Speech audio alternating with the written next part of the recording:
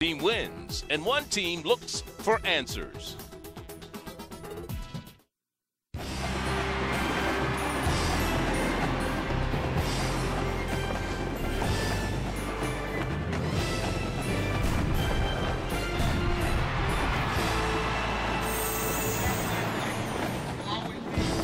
Welcome to College Football Prime Time on ESPNU, presented by Citi. And we're at Jack Spink Stadium on the campus of Alcorn State University as the Delta Devils of Mississippi Valley come in to take on the Braves of Alcorn State.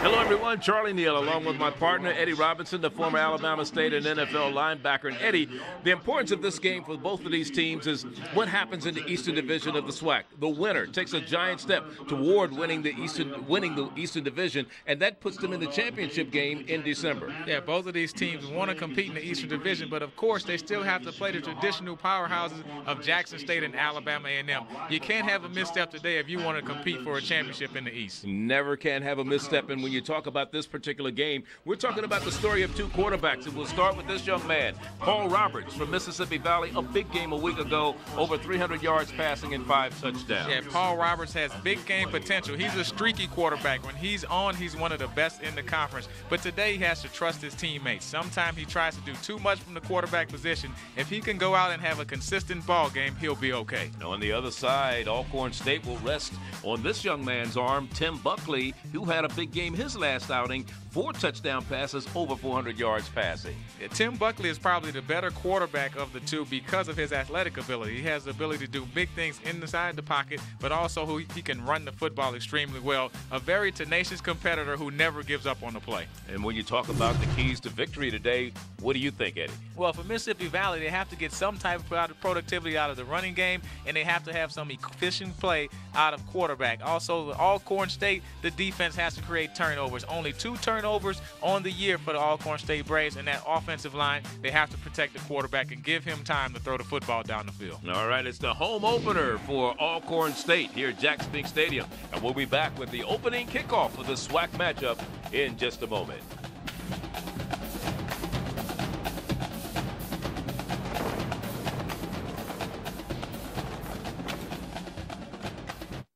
Years of culture and tradition have passed through the hands of those before us. It is now our duty to honor the heritage given to us and uphold it for those next in line. We on top, never underrated. We on top, never underrated. We will take the field, and we will be tomorrow's legends. We are the Southwestern Athletic Conference. Scientific.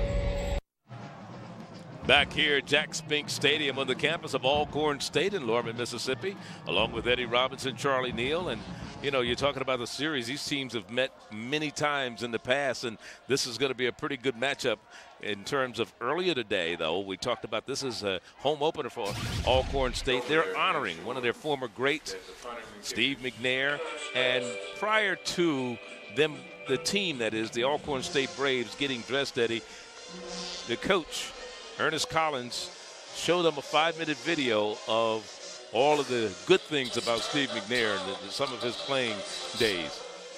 I tell you what, you watch that video and you realize the type of player he was at Alcorn and the things he did for the university. Man, if that does not get you ready to play in your Alcorn State Braves, what does?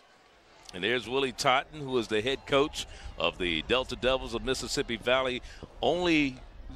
Actually, when you look at all of the stats as far as the SWAC and quarterbacks are concerned, he ranks number 2 behind Steve McNair in most of the passing categories. Well, you know, we talked to Coach Totten. He actually recruited Steve McNair out of high school, so he's been knowing Steve for a very long time, and Steve came along and broke all of those records, but Totten, a great quarterback in his own right when he played with Jerry Rice. 8 years the head coach of the Delta Devils, and on the other side, there's Ernest Collins, his first year as a head coach. And what a ride, a roller coaster ride for him. At Thanksgiving of last year, he didn't have a job. He was an assistant coach, a defensive coordinator here at Alcorn State. They fired the entire coaching staff with the exception of the head coach, brought him back in December and fired the head coach, and then gave him the head coaching job in March. So it was quite a roller coaster ride. Alcorn will receive the opening kick. They're dressed in their dark home uniforms. Mississippi Valley will be kicking it off. That's Carlos Sanchez, who has the ball on the tee. You're looking at Samuel Randall, number 22 there, back to receive the kick, along with Terrence Lewis. And this one about to get underway. Comes down to Randall at about the 14, and Randall still on his feet. Randall across the 35 to about the 39-yard line goes Sam Randall, the freshman out of Jackson, Mississippi, on the opening kickoff return. A good return for 28 yards out to the 40, and that's where they mark the ball. First down and 10. Alcorn be led by Tim Buckley. 5 touchdown passes his last outing against Southern University. They put 42 points on the board after not scoring in their first 2 ball games. And he has his team set at their own 40-yard line. They'll mark it just outside the 40 at the 39.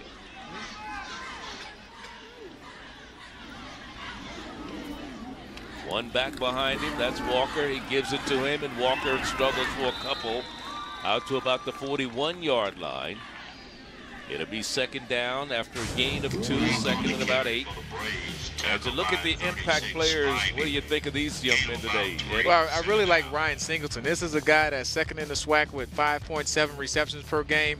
Number 13, Josh Cragen, big-time player, and Tomasi Fuller. You see a lot of him from the safety position.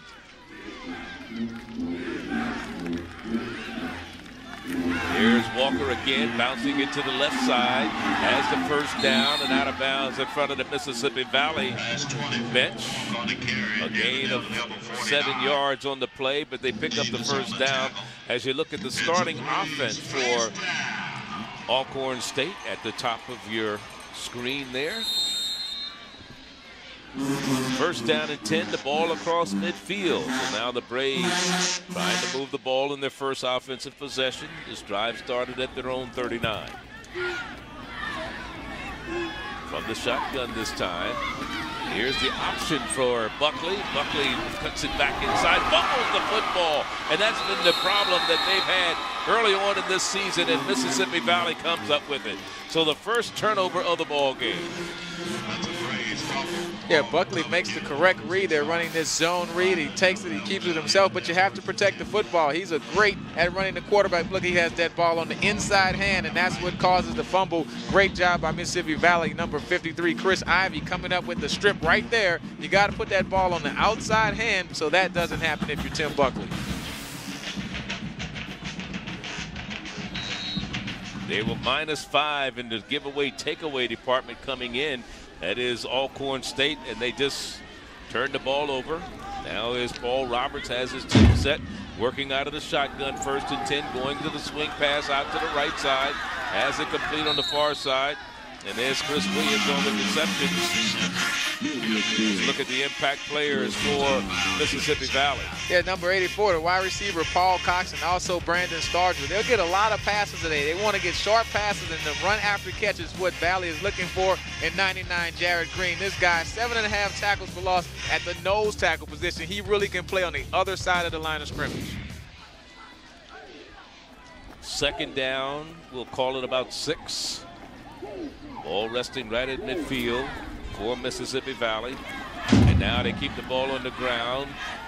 And the running back, Margaret, gets the carry down to about the 46-yard line. He'll be about 2 yards shy of a first down. There's Stephen Robert, number 22, and looking at Mississippi Valley's offense at the top of your screen. Ogletree, the center, the preseason second-team all-conference selection, as is number 86, Brandon Stargell, the slot receiver. It is 3rd and 2. Working out of the I formation, Robert is the second back in the I. Gaston the up back, and it's Robert with the ball, struggling close to the first down. May not have it, though. Right at about the 45-yard line. It's going to be close. Here's Robert, the junior out of Austin, Texas. Junior college transfer. Came in averaging 2.7 yards per carry. And it's going to bring up a 4th down, 4th and about half a yard. And I believe Willie Totten's going to opt to go for it. Yeah, like Valley's offense, staying on the football field, you're going to set the tone for this ball game early. A short 4th and inches, and we're going to go for it and try to get things going in our direction in the beginning of this ball game. 2 of 5 so far this year in 4th down conversions. That's close. And it is going to be close. And again, the spot is going to be very important. Alcorn Braves thinks that they've done a pretty good job, and that's been the strength of their team so far this year is the defense. Yeah, and Paul Roberts, I tell you, he didn't get any movement from the center and guard, and he didn't have anywhere to go. They really did a great job of stacking it up in the middle, and we'll see if Alcorn State was able to hold on that 4th down attempt. You saw a shot of Ernest Collins on the sideline. There's Willie Totten in his 8th year as the head coach of his alma mater. Even has a football stadium named after him in Jerry Rice. They did get it. So the 1st down gamble paid off. We'll keep the ball in Mississippi Valley's hands, and they get the 1st down right at the 44-yard line. And Coach Totten talked about getting off to a good start today. He really wanted to get his team going early because, of course, this is the home opener for Alcorn State. You have all of the things they're doing for Steve McNair. He knew that the Alcorn State Braves would be pumped up and ready for this ball game. Robert alongside his quarterback, Roberts. Roberts now going under center. And it's 1st down and 10.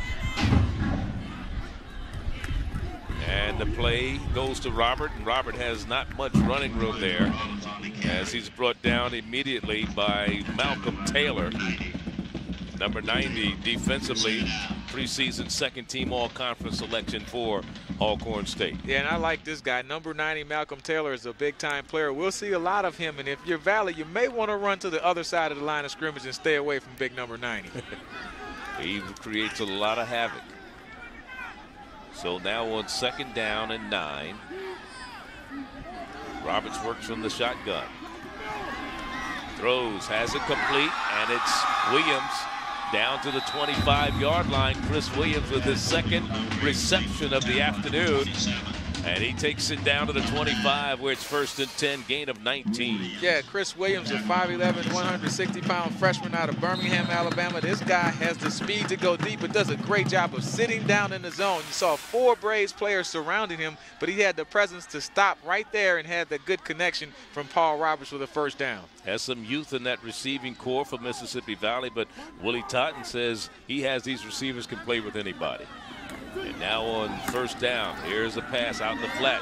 Again, the same player, Chris Williams. Good move to the outside. Boy, he just shook one of those players. That was Kadera Hall, number 27. He just shook him. He's still looking for his sock. I tell you what, you can't tackle me inside of a phone booth. That's what Chris Williams is telling you. And they're going to use these long passes to the sideline. They're just as good as a run. Look, you get a one-on-one play with your receiver, and you can't tackle me in space, and I'm going to get a couple yards. It's just as good as a running play for Mississippi Valley. To the 24-yard line. It is 1st down and 10. Make it 2nd down and we'll call it 8. 2nd and 8. After that 1st down pass. They're a 60% pass, 40% run team, this Mississippi Valley squad. And here's the quarterback. He's going to take off and run. Roberts has some running room and is down inside the 10 to about the 8-yard line. They'll mark it at the 7. 1st and goal for the Delta Devils. Paul Roberts is making good decisions. When we talked about him in the open, he's a streaky player. And when he's on, he's on. And right now, he's making the right decisions. No one's open down the field. I take it. I'll go inside the 10-yard line. A big 1st down once again from Mississippi Valley. 1st and goal in the red zone this year. There's 6 in the conference, 9 of 13, 7 touchdowns. 3 of them come by way of the run, 4 by way of the pass. Let's see if they can convert here on 1st and goal. Robert, the 2nd, back in the eye. Correction, that is not Robert, that's Hargret. And Hargret struggles down to about the 2-yard line. Number 26, Joey Hargret, a senior out of Chicago, Illinois. Now, the running game hasn't been as productive as Mississippi Valley would like, so they're going to try to force some things and get things going inside. Not a lot of action. I look for Valley to try to put this thing in the air. Of course, he had the 5 touchdown passes last week, Paul Roberts, so I'm thinking they're going to try to put this thing in the end zone by going through the air. Alcorn 8th in red zone defense this year. 5 touchdowns they've given up, 4 by way of the pass, just 1 running touchdown. Let's see what they do on this one. Again, this time it's Robert on the carry. Nothing doing that time. He was hit as he tried to get ahead of steam, going first man to hit him, number 40, Tim Lewis. And then he got some help from his friends there. Gainwell, number 59, was up there to make the stop. Goodall, number 79. So it is 3rd and goal. We'll see. Maybe Paul Roberts gets a chance to roll out of the pocket, a run-pass combination. You had the 2 runs up to the teeth of that Alcorn defense. You couldn't get anything working. We'll see if they run or pass on this 3rd down attempt. 3rd and goal. Ball spotted at the 2. Paul Roberts, the second back in the eye. And now a whistle. Right to the snap. Delay of game on the offense. 5-yard penalty. Repeat 3rd down. That's really shooting yourself in the foot, isn't it? Yeah, when you get down there to that 2-yard line, you can't have penalties. That's a big 5-yard penalty. It really helps out the defense and backs up Mississippi Valley. Look like they're putting in their passing personnel, substituted a couple more receivers. We'll see what they have for Paul Roberts on this 3rd down play. What makes this interesting, if from a passing perspective, it gives you a little more room than you do at the 2-yard line from about the 7. So let's see what Willie Totten pulls out of the hat on this one. Quarterback rolls right, throws, should be intercepted, very close to it. And it was Tomasi Fuller who got his hands in there and had an opportunity to pick that one off. And I tell you what, Coach Totten will gladly kick the field goal after that 3rd down play, because you don't want to give up points on the board when you're that close. Very dangerous play by Paul Roberts, trying to force it into tight coverage. So this will be a 25-yard, 24-yard field goal attempt.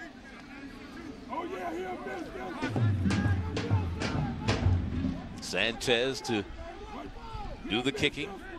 And this one is up. And it is good. So 3 points after the turnover. A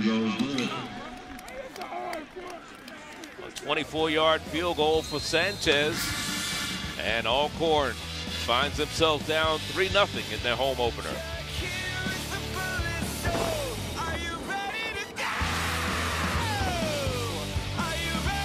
Road trip by Matt.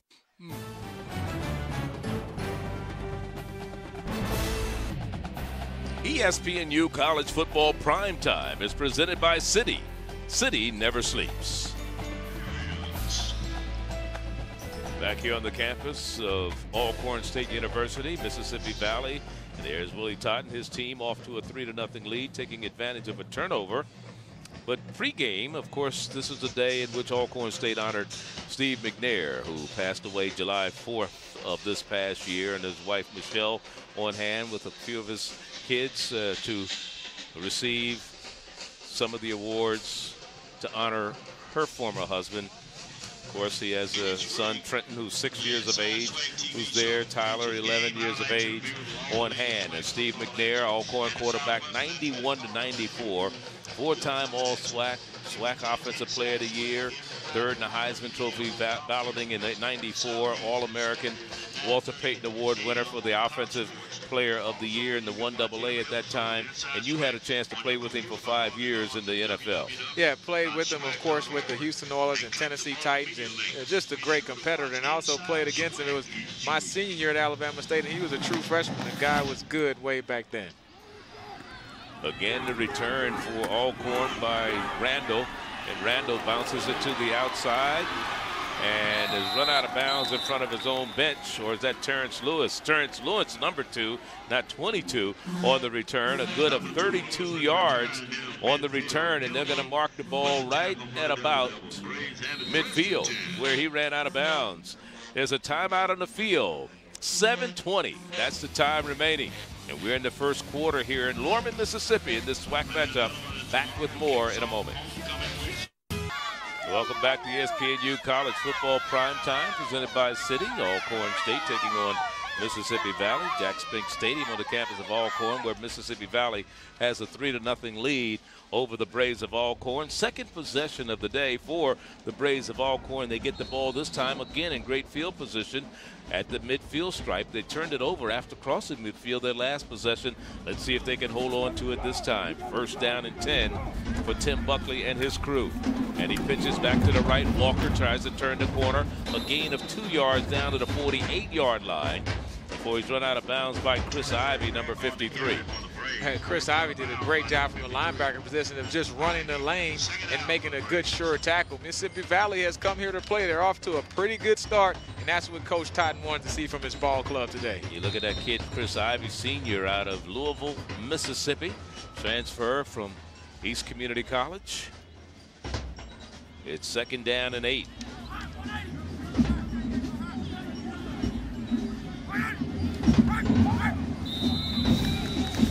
Now we got a penalty flag. It's going to be whistled against Singleton because what Right happened? to the snap. False start.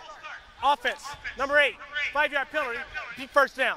He got set in a standing position, and then he went down and put his hand down on the ground, so they called him for a false start or illegal procedure. So it'll be 2nd and 13 after the 5-yard penalty.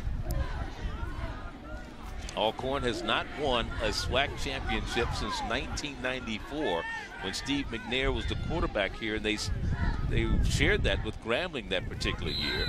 Oh, another false start. And now we get another false start. Like it's the offensive tackle that moved just a bit that time.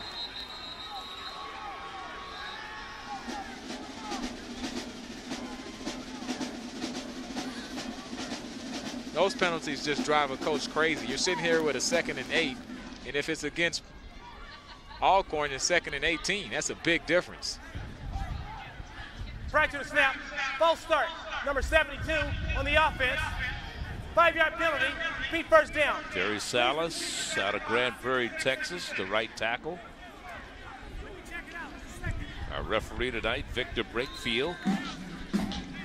And these teams, both of them have done a pretty good job in terms of penalties this year. Alcorn is the 2nd least penalized team in the SWAC, but you wouldn't know it from these last 2 penalties in this drive. Yeah, they have to correct that. Buckley throws, and it's incomplete, trying to get it to Terrence Lewis coming across the middle, and it'll bring up 3rd and 18. Let's look at it from behind. Yeah, Tim Buckley just doesn't see anyone open right here. Well, that's the crossing route, but just kind of short alligator arms by the receiver. They have to help him out and make that catch. But, you know, we talked about Tim Buckley 2 weeks ago having that big game against Southern, but they also had a game that was canceled against Arkansas Pine Bluff because of the rain and the lightning. So he gets a do-over because he started off 1-10 in that football game. And so how many quarterbacks get a chance to say, hey, I had a bad first half. Let's not count that game and I'm going to play again next week. So he has to take advantage of that opportunity. Other than unless you're Jason Campbell, who had a bad first half last week against Tampa Bay and came back and had a pretty good second half, and they beat the Buccaneers. But like you said, very seldom do you get that opportunity. Yeah, but Buckley got to throw out the stats. That game is totally off the books. That 1 for 10 is gone, and I just get to come back next week against Valley and put up a good showing at home. I like that. 1 of 10 for 7 yards. I need that in my golf game, a do-over. That shot in the water doesn't count. Let me play again from the tee box. 3rd and 18 now from the shotgun. Empty backfield for Buckley. Blitz is coming, setting up the screen.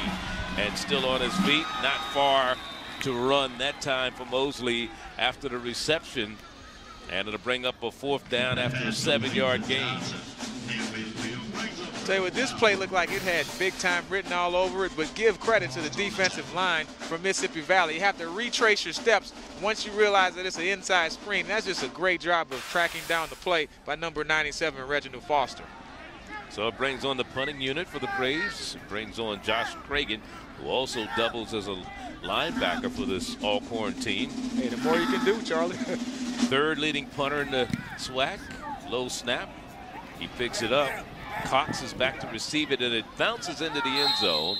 And it'll be brought out to the 20 after the touchback. So the Braves of Alcorn find themselves going on defense once again as Mississippi Valley will get the ball for the 2nd time on offense. So from their own 20s, where they'll be starting when we come back, 5:41, the time remaining here in the 1st quarter.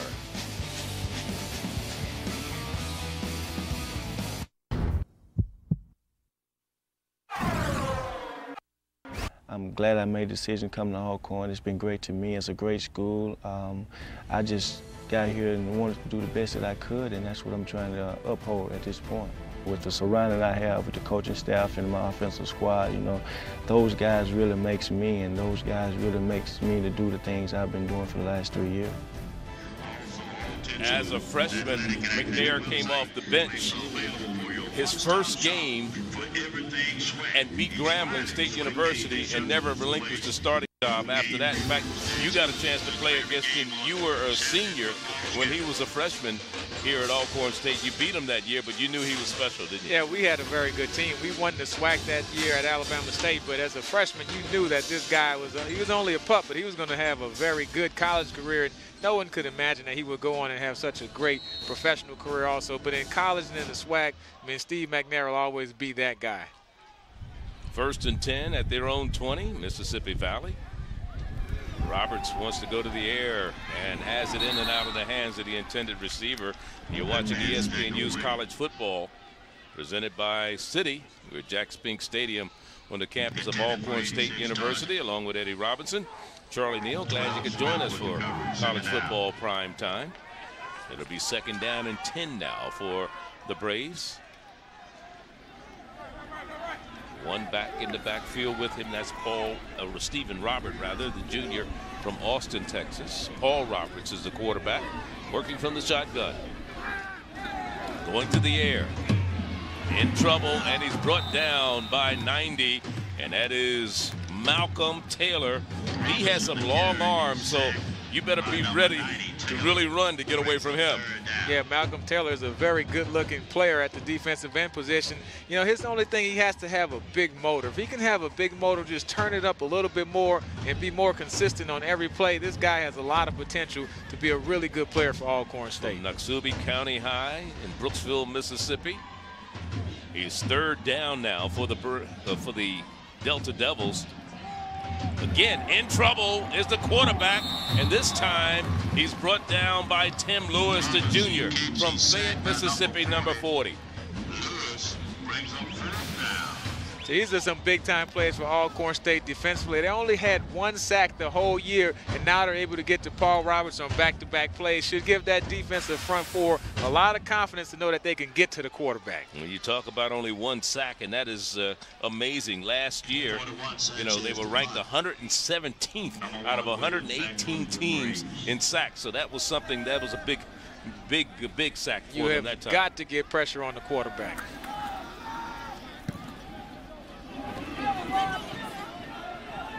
And a fair catch called for and made by Rod Williams. Right at midfield. So again, great field position for the Braves of Alcorn. They just haven't been able to do anything with it. ESPNU's coverage of women's college soccer continues today. It's an SEC showdown. The Ole Miss Rebels take on the Tennessee Volunteers. Women's college soccer, and that's on ESPNU Sunday. Comes your way at 3 p.m. Eastern. For more information, log on to ESPNU.com. 1st down and 10 at midfield. Once again, 2nd possession that they've started at midfield. Here's Buckley. Plenty of time and some room. He's going to take off and run. He's at the 40. Cuts it back to the opposite field. At the 30, inside and run out of bounds. Finally in front of the Mississippi Valley bench, but not before he picks up some good yards. 20 yards on the run. Yeah, this is what Buckley makes him so dangerous. No one's open downfield, but now he turns into a legitimate tailback. And here you see number 36, Chris Ivey, just taking a bad angle for Mississippi Valley. Too much speed by Tim Buckley in the open field. You have to be careful and keep track of him. I'm going to expect that Valley will try to put some type of spy or something if he continues to run the football after the drop back pass. Arnold Walker, the lone back behind him. They're showing blitz. That is Mississippi Valley, and they're coming. Walker, and he has nowhere to go. They came with a vengeance that time, and they read it very well, and they came in and made the stop. Green on the tackle, 2nd down. Desmond Jones was also there to make the stop defensively. 36. Well, Desmond Spivey, I should say, number 36. So a loss on the play of 2 yards brings up a 2nd down and 12 for the Braves. Empty backfield. Pass almost intercepted. It's incomplete. Defensive back had as much of a chance for catching that as Walker did coming out of the backfield. He does a great job of anticipation. Mike Wilson. Yeah, Mike Wilson, he's just sitting on this thing. It's a 5-yard out, but like you said, he gets a great break on the football and almost had his hands underneath there for an interception for Valley. So it's 3rd and 12 right now for Alcorn. 3-0 our score. 2:50 is the time remaining. First quarter play here. Kind of overcast day here in Norman, Mississippi. There's Buckley reversing his field, still on his feet. Somehow gets out of there, and it's going to be short of a first down. But he takes it down to the 23-yard line.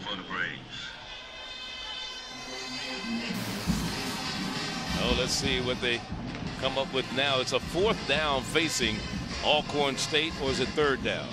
Now it's a 4th down situation. They're going to keep the offense on the field, but that's what you just saw was the tenacity of quarterback Tim Buckley. This guy does not give up on any plays. You have to play all the way to the whistle when you're facing this type of guy quarterback. They are 3 of 7 in 4th down conversions this year, 43%, which is pretty good.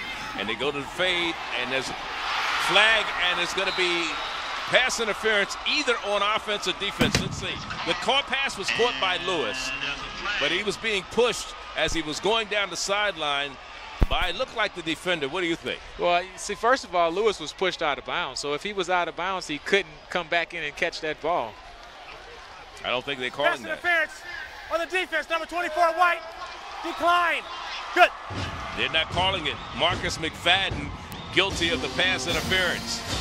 Yeah, great job by Lewis just sticking with the play here. The lob by Tim Buckley, and what a gutsy 4th and 2 call. But I don't know if he went out of bounds, but if he did, it's academic now. There's no instant replay. It's a touchdown, but it's a great job by Lewis of just fighting through the defender, getting to the football, and making the catch for the 6 points. Ryan McMahon on for the point after the kick is up, and it is no good.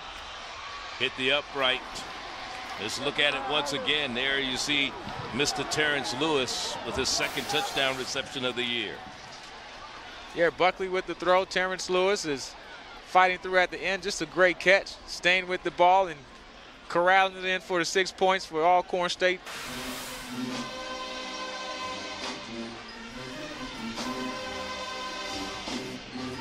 So for Tim Buckley, that is his 7th. Make that 6th touchdown pass of the year.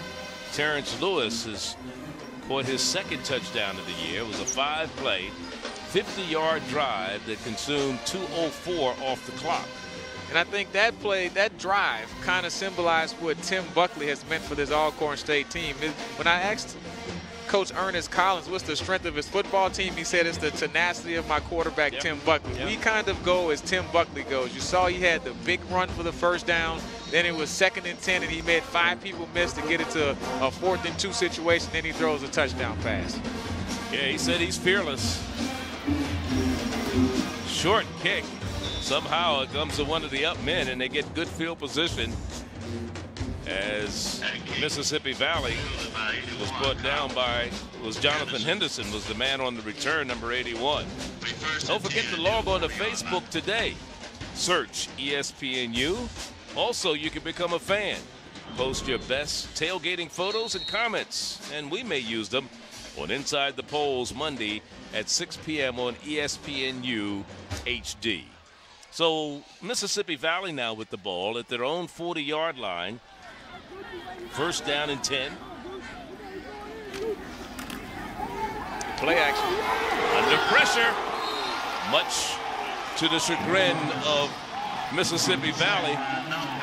That's Tomasi Fuller coming from his linebacker spot and coming up and making the stop. Actually, he's a strong safety.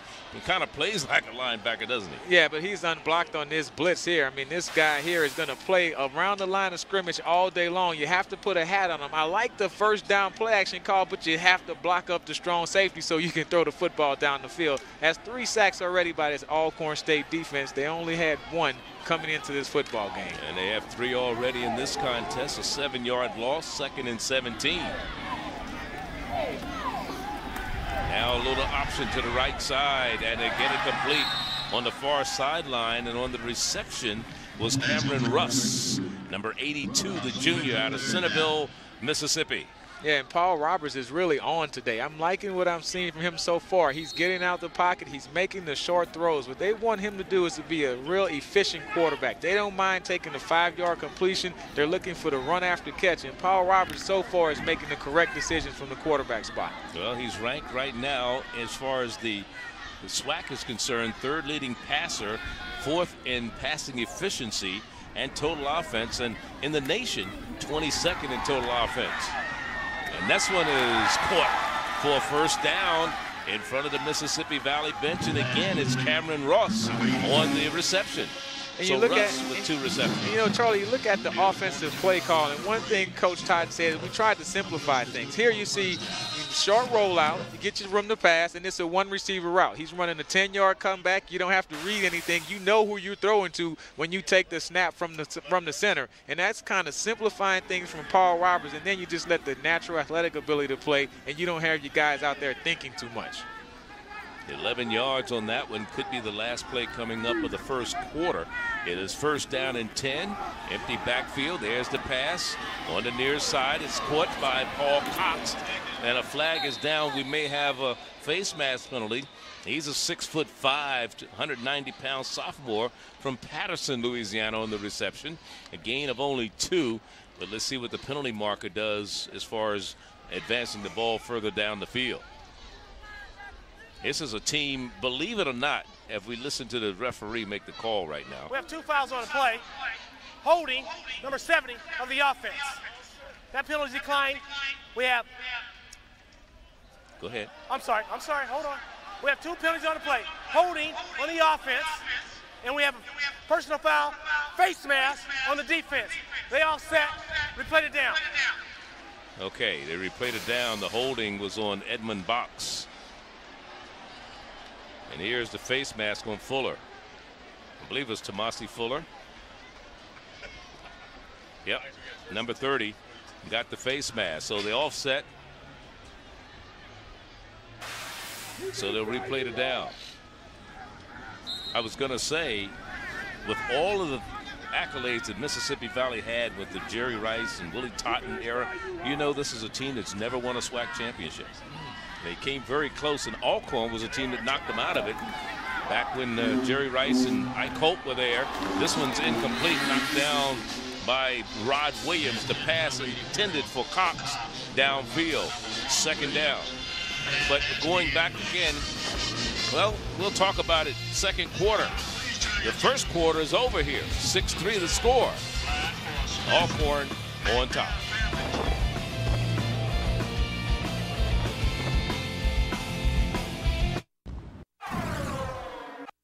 It's not the level of competition. It's not, you know, playing against the Florida States, the Miami. We have a great conference in the Southwestern Athletic Conference. You know, we have the rivalry just like the Notre Dame, the Miami, the Florida States, and it's just something about the Division II school people don't really, you know, see in the Division II school. But it's a great conference that we play in, and we just do the best we can at this point. 15 years ago, it was a great matchup against another SWAC school, Southern University. In fact, Southern was so confident they were going to come in here and beat Alcorn State. The tailgaters from Baton Rouge came up on Thursday, and they were tailgating on the parking lot here at outside of Jack Spinks Stadium, you know, just before that game. But Steve McNair rallied his team against Southern University, threw for 583 yards in that particular game and 4 touchdown passes, and they beat Southern University. And of course, they went on to play for what could have been the SWAC championship. They lost to well, they beat Mississippi Valley. That was, I'm sorry, wrong year. They beat Southern University that year. Steve McNair. And that was the 94. Last year that they won, and they, I should say, shared the SWAC championship with Grambling. That may be pass interference. Yes, it is. Big time. And that's going to go against Rod Williams, number 1. Flag was a little late getting there, but it was obvious. It was pass interference.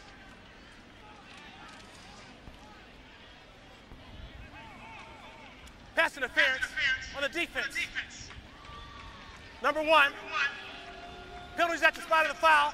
Automatic first down. You know what is so ironic? If you look at this, there's the interference. Cox was the intended receiver. When you look at the stats from the first quarter, the most glaring stat is the time of possession. Valley had the ball 10 minutes compared to just 5 for Alcorn State. But when you look on the scoreboard, it's 6-3. 1st and 10. Valley. Roberts stands in there, throws, and this one is complete. This time Cox again, and the same defender is covering him. Rod Williams downfield, good for 13 yards and a first down. Yeah, and I think you can see the accuracy of number 1, Paul Roberts, as he can sit back in the pocket and he can deliver strikes on these short 10-yard curl routes and out routes, and just very consistent play. The receivers and the quarterback are in sync today, and Valley's going to have to do something to disrupt that. Alcorn will have to disrupt that, whether it's by bringing pressure or some man coverage, but they're going to have to change things up a little defensively before Paul Roberts gets into a group. Steve Roberts now, and here's Paul Roberts keeping the ball. I don't know if that was a missed assignment. It looked like he wanted to give it to Paul Robert, but Paul Robert got there before he could get him the ball, and so he wound up having to keep it. They pick up a yard on the play down to the 18-yard line. And that's one thing Coach Totten really told us, that he's not happy with the running game. They haven't been able to really move people off the ball. He said he can't really figure it out. The offensive line, they're playing consistent and they're doing a good job in pass protection, but just can't get a lot going in the running game. Here's a pass that is complete for a first down. It'll be 1st and goal at the 6-yard line, and on the reception that time is Brandon Stargell, preseason second-team all-conference selection. And I tell you what, I like the way Paul is zipping this ball into tight coverage. You see number 86, Brandon Stargell, is going in the middle of the heart of that Alcorn State defense, but the passes, the timing of the passes and the accuracy are such that the defenders aren't able to stop the completions that Paul Roberts is starting to rack up. 1st and goal at the 7 for Mississippi Valley, who's ranked 6th in the conference in this department. Red zone, that looks like it's a touchdown. And they give it to the big fella, Hargret. And Hargret, he was determined to get in, kept the feet moving, and he goes in from 7 yards out. Yeah, number 26, Joey Hargret, he goes 6 feet, 240 pounds, and the senior, he just run him off tackle and go downhill. You see the ISO block by the fullback, number 46, and then 26, Joey Hargret, is able to finish it off and drive those legs to get the second touchdown, the first touchdown for Mississippi Valley today. Sanchez for the point after right now. He has not missed this year, 9 of 9 coming in, and he's still perfect, 10 of 10. And now it's a 10-6 lead in front of Mississippi Valley. An 8-play, 50-yard drive. 3:44 off the clock, 13-18 remaining in the second quarter.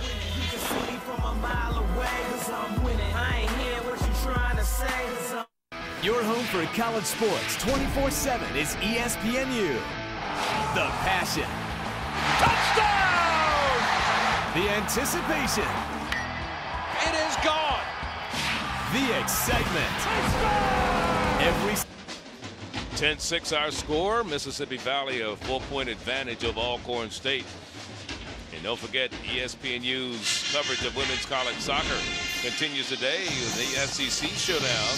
The Rebels of Ole Miss take on the Vols of Tennessee. It's women's college soccer on ESPNU Sunday at 3 p.m. Eastern. For more information, log on to ESPNU.com. And welcome you back to Lorman, Mississippi, on the campus of Alcorn State for this ESPNU College Football Prime Time presented by Citi.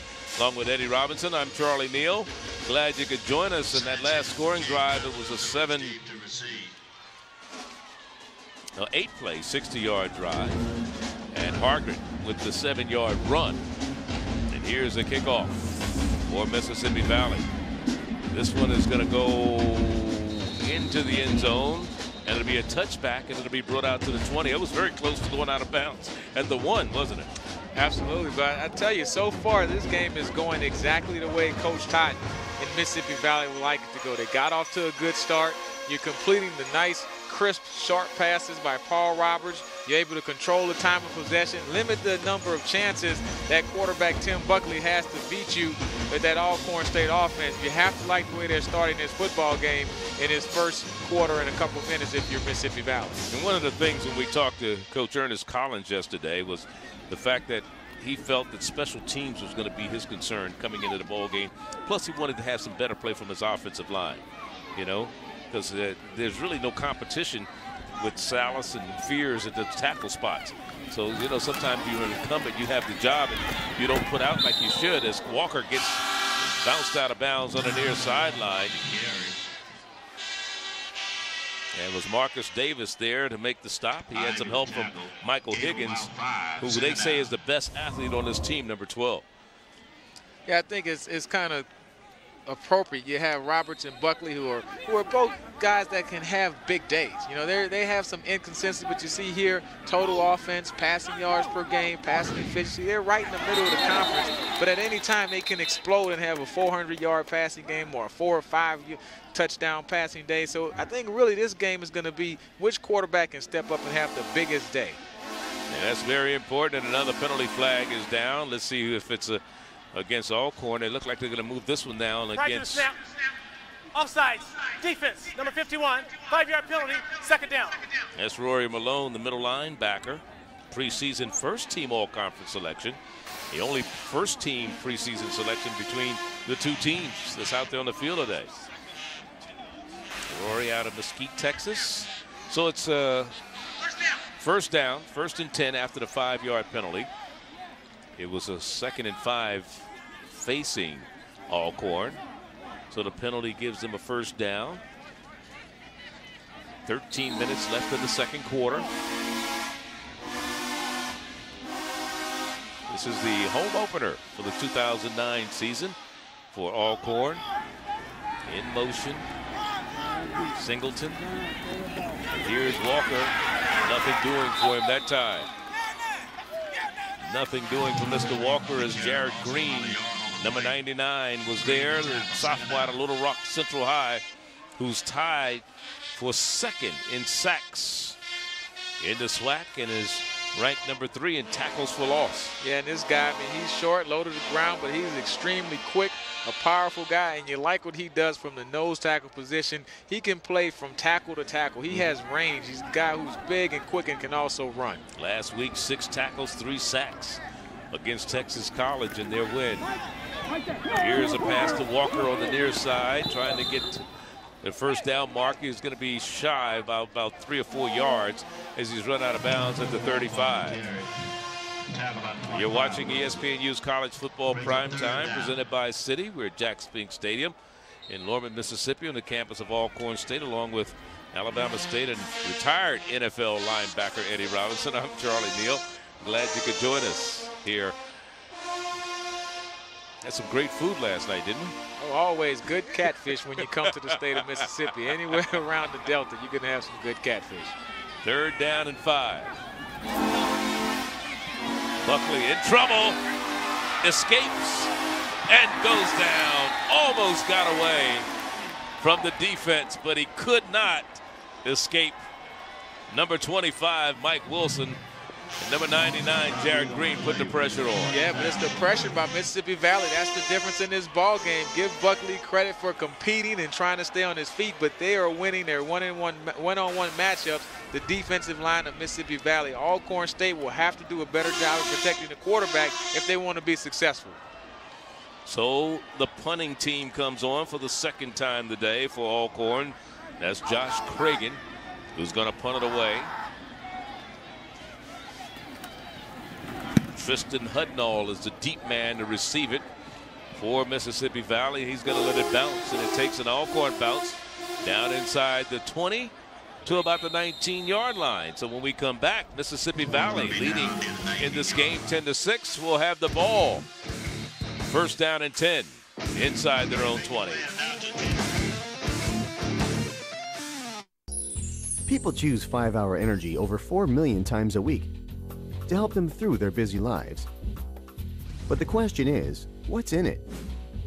Everything in 5-Hour Energy is available in everyday food, like apples, avocados, broccoli, and bananas, or already in you. It does have as much caffeine as a cup of the leading premium coffee, but what 5-Hour Energy doesn't have is just as important. 0 sugar, 0 herbal stimulants, and only 4 calories. 5-Hour Energy was designed to help you feel the way you want to feel, bright and alert, not wired and jittery. You'll get hours of smooth energy without the crash or jitters. Still concerned? Try just half a bottle to start. In a few minutes, you'll be able to decide if you want more or not, or if 5-Hour Energy simply isn't for you. People choose 5-Hour Energy over 4 million times a week. It works for them. It might just work for you. Try it today. What's that? Aged Gouda. What do you call cheese that isn't yours? Nacho cheese.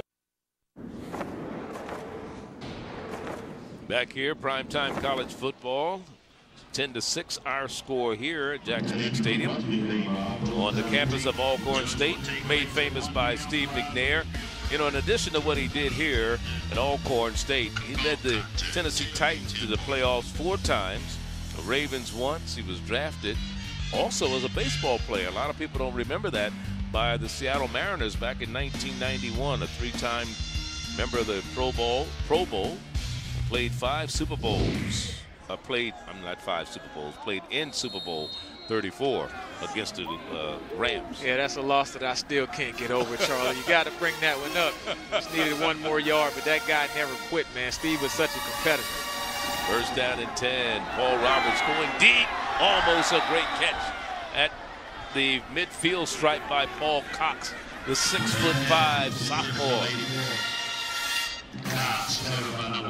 Hey, you like the play call by Mississippi Valley. You've been conservative with the short passes, so now you let your tall guy try to make a play up the sideline. You have one-on-one coverage. Good job to try to go deep on a first down play, catch the defense sleeping. We talked to Willie last night, and Willie Totten, the coach of Mississippi Valley, and we talked about all those short passes he likes to throw. I said, can you go vertical? Can you stretch it down the field? He said, oh yeah, we can do it. And they have speed at the wideout position. They definitely have some young, talented guys. Second down now. Roberts rolling left, and has it complete for a first down right in front of the bench. And this time on the reception is Stargell. His second reception of the day. I tell you, on the reception and Tribune on the stop defense. It's like Roberts is shooting ducks at the fair right now. This guy is not missing any passes. I mean, on the rollout, he rolls out left. He gets his shoulders around good and has really thrown the ball extremely well today. Of course, they're all within that 15 to 5-yard range, but if you can be consistent, and that's what they're asking from him, you can really have a good day offensively, just taking what the defense gives you. This time, a play action. Well, I say play action. He put it in the belly of the running back and then pulled it out and decided to keep it himself. So he's a very capable runner. You know, this was the most sacked team in the NCAA a year ago. This year, 21 times they've been sacked, and they've come out of it pretty good. But you know, when you think about who they played early on, they lost to Arkansas State 61-0. They lost to Arkansas Pine Bluff 27-7, and they beat Alabama State and Texas College, their last 2 wins. And of course, you were very chagrined when they beat Alabama State, your old school, as a sack. Comes up with it for Alcorn State. Carl Harris, the linebacker, outside. Number 31 there to make the sack. Yeah, Carl Harris beating the one-on-one protection. But you talk about that victory they had over Alabama State. Of course, they played that game up in Chicago. And I talked to Coach Totten before the season at a golf tournament. He said, I'm going to tell you what, Eddie, we always play good in Chicago. And, of course, they go up there and beat Alabama State. I think they're 3-1 in Chicago in the Windy City. Here's a long situation.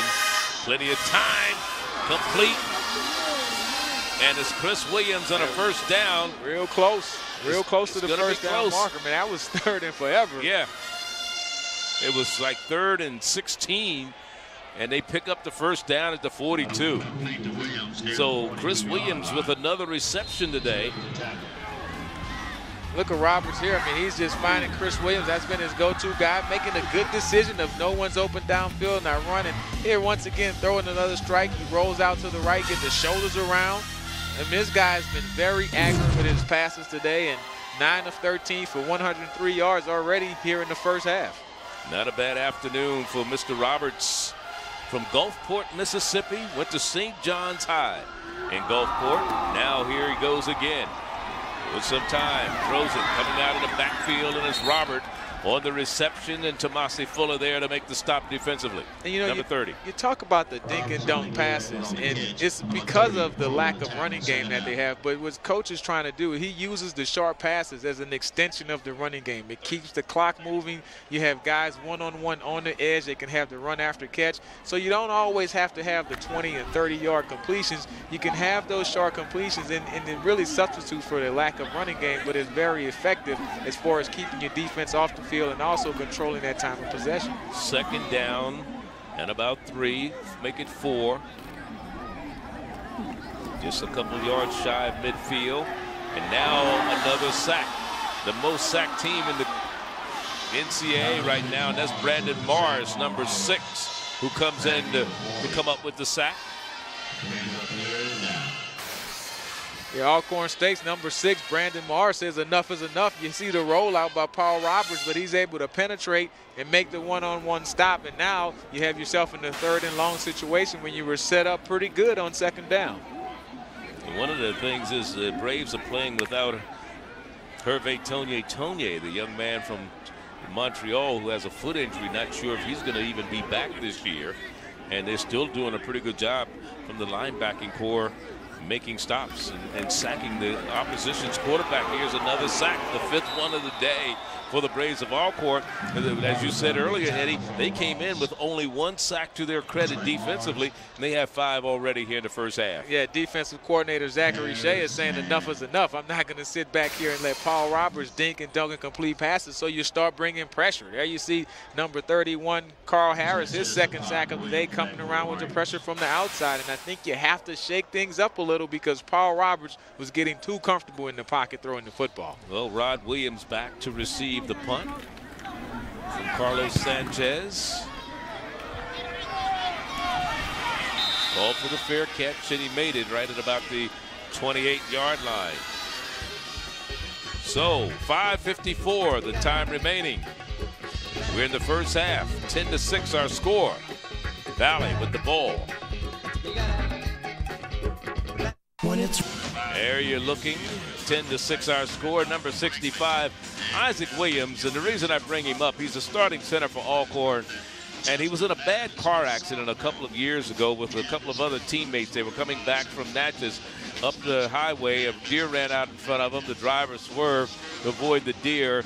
2 of them were thrown out of the car. It was 3 students in the car altogether, including Ike Williams. One of the young men that was in the car died as a result of the accident.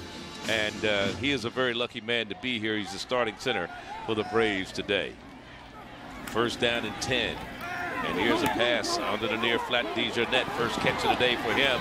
And he's still on his feet. A flag goes down, maybe a face mask on the defense. And he picks up enough for the first down out to the 40-yard line. This drive started at their own 28, a gain of 12. Tackle by Higgins.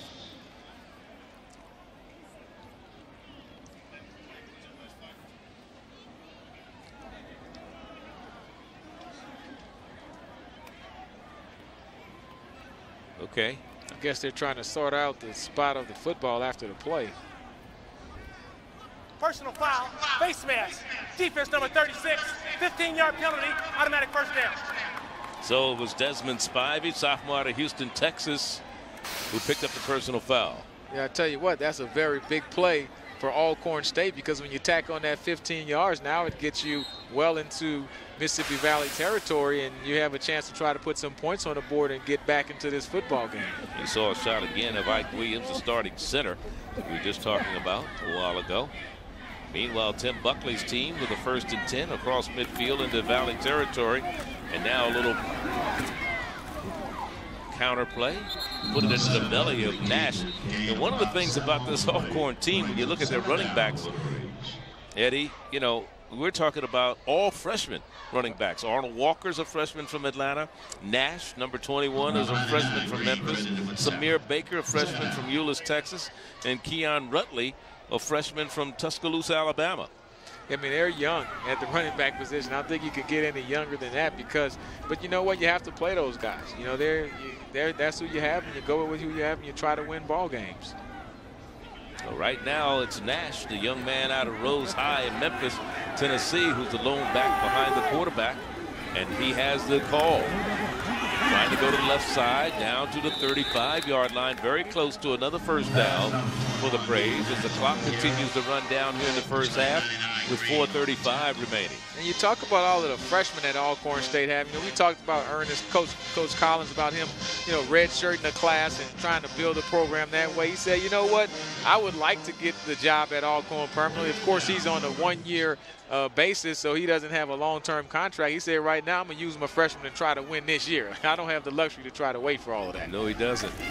Can't put him on the shelf. Here's Nash turning the corner. And that was a third down play. It was 3rd and inches, and he gets the first down with plenty to spare. In Alcorn State, they're just settling into this running game. They're letting that offensive line try to take control of this football game. You can see good blocking on the perimeter, and it's quite some time before the free safety number 12, Michael Higgins, comes up to make that tackle. You start having those secondary guys making tackles, you know you're doing something good offensively. So now, first down and 10. 3:52 remaining before halftime.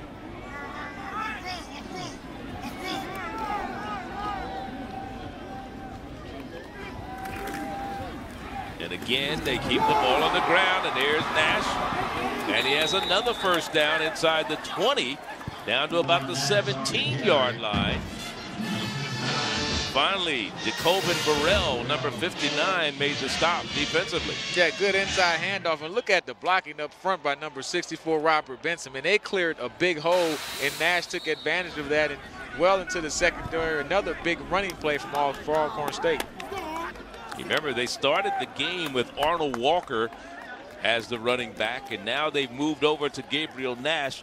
We'll probably see Samir Baker. We'll probably also see Keon Rutley before this game is over. Yeah, it's a bunch of young guys, but the running back by committee has worked for Alcorn State this year, and I think that offensive line has to be given credit because the guys up front are moving people out the way. We talked about this being the first home game of this 2009 season for the Braves of Alcorn. Next week, they are home again. Going to be a tougher assignment. They play Alabama A&M, and then they travel to Montgomery to play Alabama State, and then they'll wind up this month at Texas Southern in Houston. And that's why this game is so important for both of these schools, because you still have those games in the East against Jackson State and Alabama A&M. So this is a game that both coaches feel like they have the personnel on the field to win. Well, don't forget Sunday evening, ESPNU serve sets and spikes coverage of women's college volleyball. We kick it off at 5 Eastern, where you can catch a Big East battle. Louisville takes on Notre Dame. Then at 7 Eastern, a Southeast Conference showdown, Florida against LSU. Women's college volleyball on ESPNU on Sunday. In motion is Singleton. And here's Buckley. He's going to go to the left side, cuts it inside, down to the 10, the 5, and knocked down at about the 3-yard line. First and goal, Alcorn State. You throw all of those good freshman running backs that they have, and also you have to throw in number 7, Timothy Buckley. This guy is just as good as any of those talented runners, and once he gets out of the pocket, he's just like a tailback at the quarterback position. Very hard to bring down. Here's a team that's trying to break an 8-game losing streak that goes all the way back to last season. This Alcorn Braves team. Buckley, first and goal. Has his team ready. 3:12 remaining before halftime. Going to run out of time. There's only 5 seconds left on the clock. 2 seconds. He's going to have to call a timeout to avoid the penalty. Yeah, because good decision. The play good clock decision. was running down, and that's only the second timeout first timeout for Alcorn this half. So they still have 2 timeouts remaining. Yeah, on the 2-yard line, you don't want to have a 5-yard delay of game penalty. Good job of talking it over. Let's get the right play that we want called, because this is a very important juncture of the game for Alcorn State. We're talking about Mississippi Valley's schedule going forward. They're on the road for a couple more games. They're at Prairie View, and then they come home to play Jackson State. Then they travel to Grambling, and then they come home and play Texas Southern. But you look at Ernest Collins, here's a young man who played defensive back. He was a punt returner in Northern Colorado. In fact, still holds a career record for career and season punt return yards at Northern Colorado. So he's done a pretty good job coming in here. One of the things that you talk about, Willie Tott, you saw a shot of him on the sideline. This past summer, he got his black belt in karate. And he said the players saw him with the discipline that he had within himself. And then, of course, that transcended over to the team. Here we go, Nash. And here's Buckley. He'll keep it and walk in. Touchdown from 2 yards out.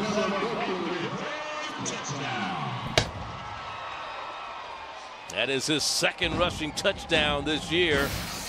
And the Braves regain the lead. Yeah, I tell you what, the Braves are on the march, and you can see Buckley has the talent and makes the correct decision running that option. Hey, I can take this thing in myself. Why should I have to pitch it? But this has been a drive that was dominated by the running game with the freshman, and at the end, Buckley, the quarterback, had the 2 big carries and, of course, the scoring touchdown run. 72-yard drive, a pretty impressive one, and the point after is blocked. And again, they've missed 2 PATs. And this is to the chagrin of Coach Collins for the Alcorn Braves, because Ryan McMahon wasn't really scheduled to be their kicker this year. Taylor Richardson was supposed to be the kicker. Here's a young man who just left school in the summer, didn't even tell him he was leaving.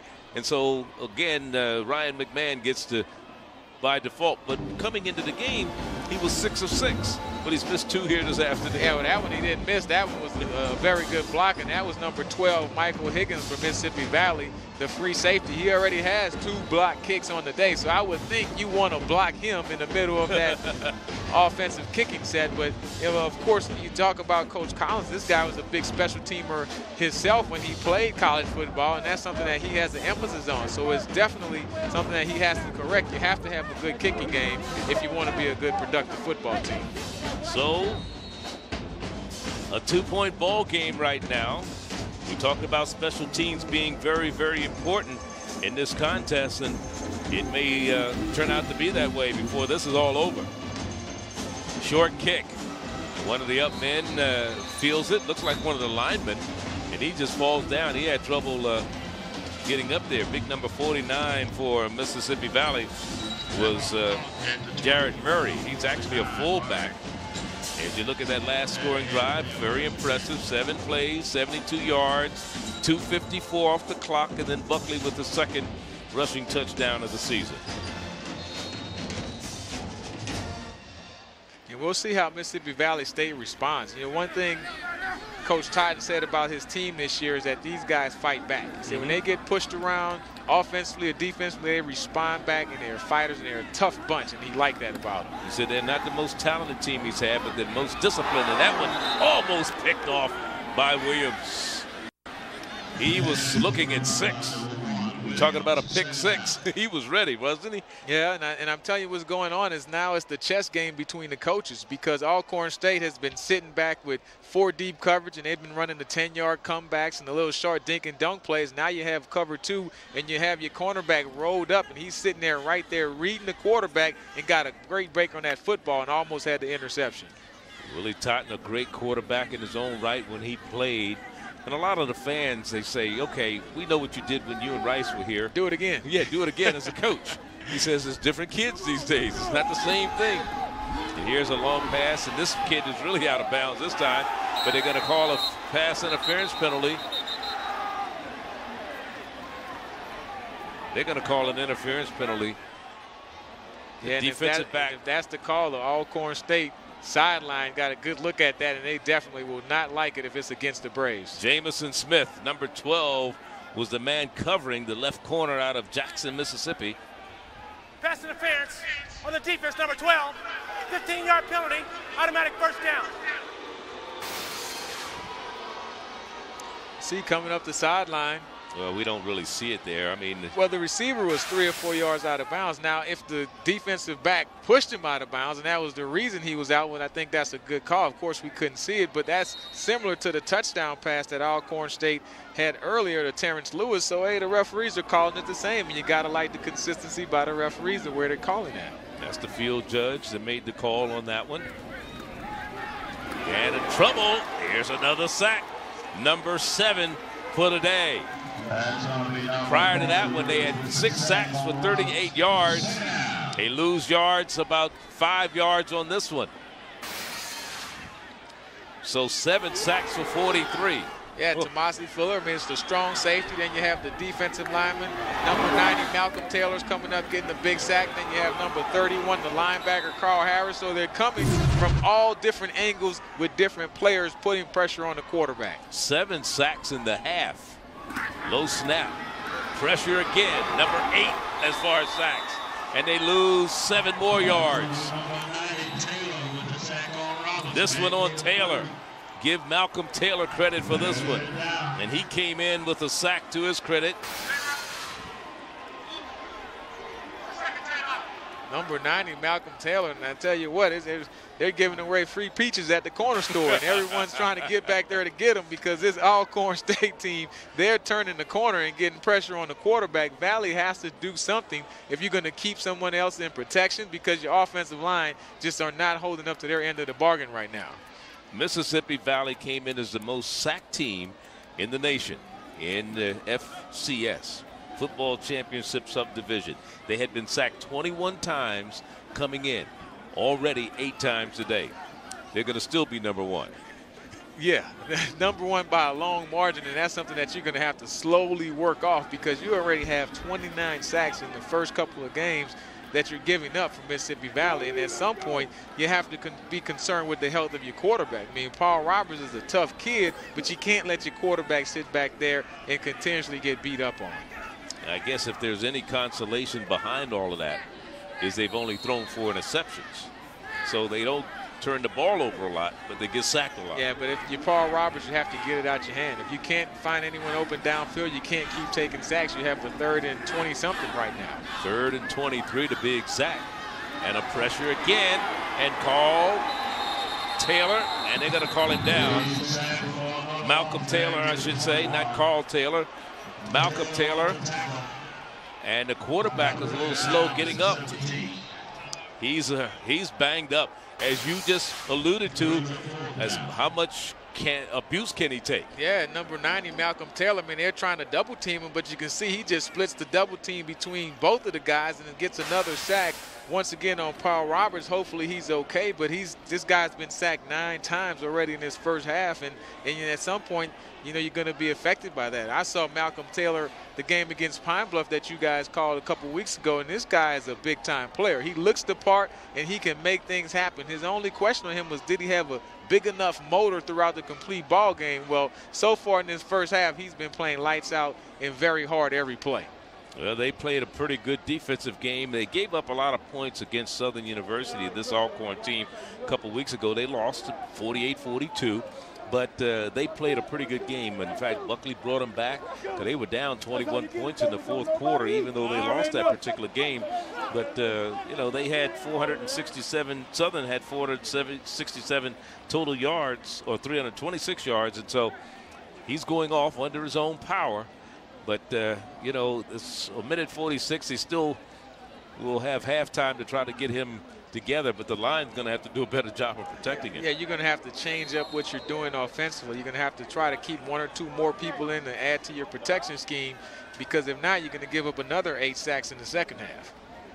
So the punting unit is on for Mississippi Valley.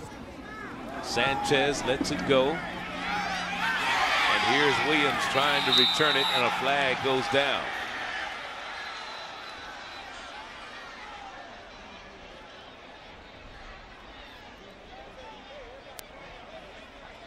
See what this one's about.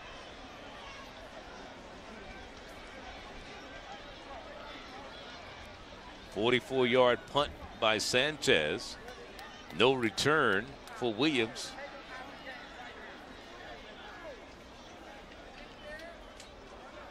A lot of flags for two teams that were not penalized a lot this year. So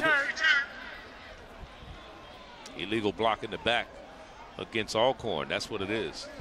On the return, legal block in the back on the defense. Excuse me. On the return team, number 12. First down.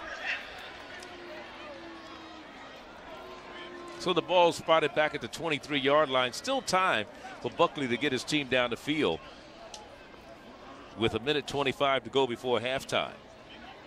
And I think in this situation, if you're Valley, they came into this game talking about putting the spy on Buckley defensively, whether it's going to be a strong safety or a linebacker or something. And this is a very dangerous part of the ball game because you can have great coverage down the field, and Buckley, with his legs, can beat you by pulling the ball down and making a big play in the running game. So if you're Valley, yeah, you have to cover from a passing standpoint, but you have to have someone that's going to spy Buckley to make sure he doesn't get out of the pocket.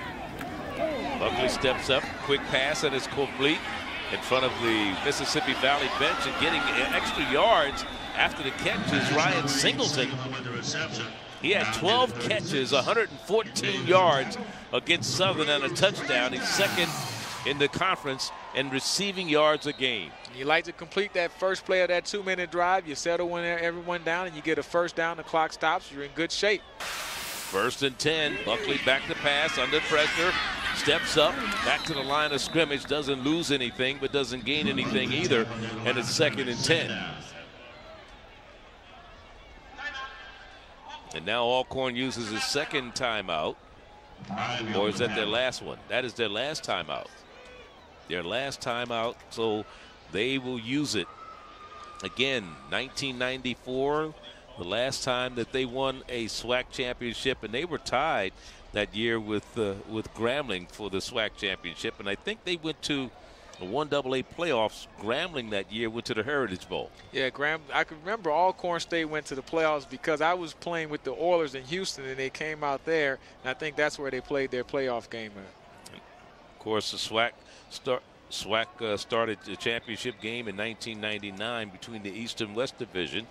And, of course, Alcorn never has appeared in the SWAC championship game. But they won or shared 9 SWAC titles, Of course, Alcorn State University, located in Lorman, Mississippi, established in 1871, over 3,000 students enrolled here. It's the oldest HBCU land grant university in the United States. 2nd down. Buckley, little shuffle pass. And the first down is gained to Walker. Under a minute to go, 55 seconds. The clock will stop. They didn't move the chains, so I don't know why the clock stopped. Oh, it was a first down. Okay, they had moved the chains, and the clock had stopped, and I was wondering what happened. That's the benefit to Alcorn because the clock won't start until those chains are reset. Well, they lose 4 seconds there. They got to snap the ball a little quicker. They lost about 10 seconds before they snapped the ball. Here's Buckley running for his life, trying to set up. He's in trouble, and now that should be grounded. Well, he had a receiver that was down the sideline. No, he wasn't down. He threw that out of bounds. There's the flag. Yeah, that was grounding. There was nobody down the sideline. Well, he has a good argument because if you look towards the end of this play, he has number 8, Ryan Singleton. Where? Coming right there. Where? Where? You still looking forward to it? On the bigger copy, he was there, and I'm going to tell you. No, he wasn't. He was nowhere near that ball. Coach Collins has a good argument. Of course, he didn't get all the way there, but I can see what he was trying to do. No, he wasn't. He was trying to get that ball out of bounds. That's what he was trying to do. He didn't even throw it near. If he'd try to keep it in bounds, that's one thing. He didn't even try to keep it in bounds. I can't believe you're a quarterback lover, a linebacker. Well, you kind of change as you get older. Professions, This one is incomplete, and it's a good thing it was. Now they're yelling at the officials. They want pass interference on that. I didn't see any pass interference. I thought it was just a good defensive play, good defensive aggressive play. by the Mississippi Valley defender. Yeah, they're trying to set up as a backside screen. You can see the offensive lineman is trying to get out there to block the cornerback. Well-designed play, but just a great reaction by the cornerback from Mississippi Valley.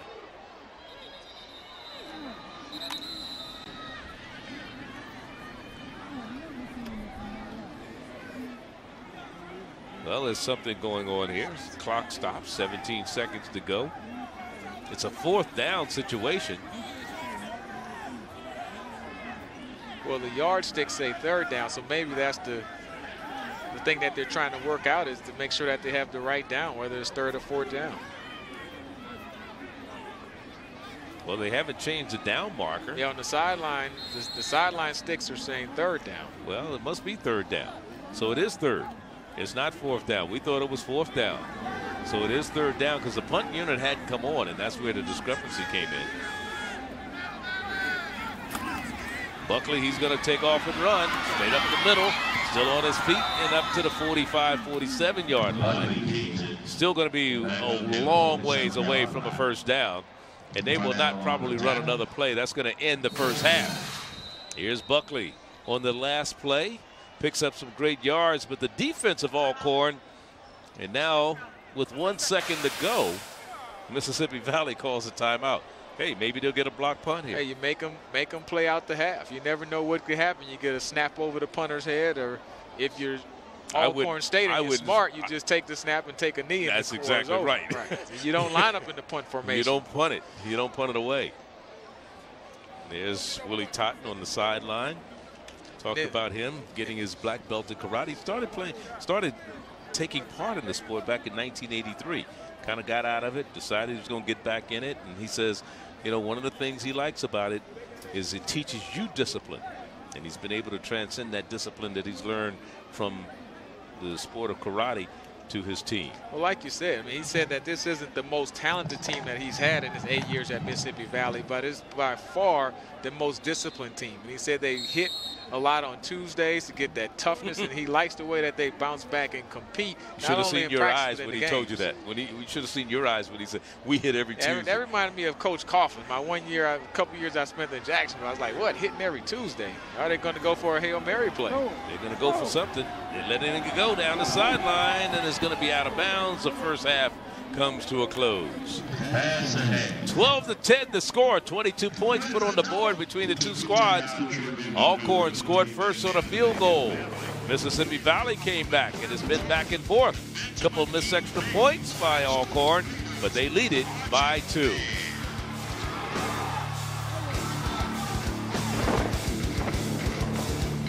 A true. Welcome back to ESPNU's College Football Prime Time, presented by Citi, along with Eddie Robinson, Charlie Neal on the campus of Alcorn State University.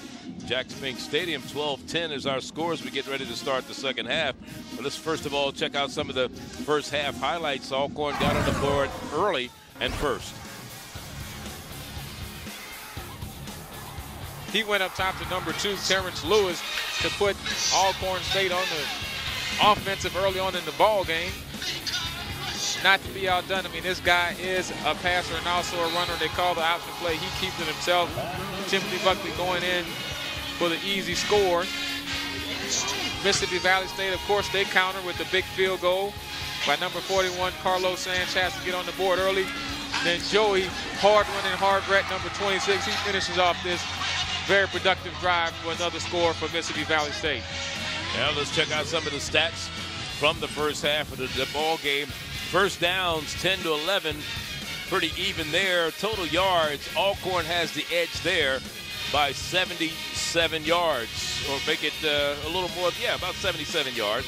And then penalties, of course, 9 penalties in the ball game, which is kind of surprising because Alcorn was one of the second least penalized teams in the Southwestern Athletic Conference. Yeah, some aggressive penalties that the guys are making, pass interference, those type of things. As a coach, you can live with that because they're competing. The time of possession, really big to Mississippi Valley State. Something that they really want to do was to control the clock and also establish that running game. However, that hasn't led to a lead on the scoreboard.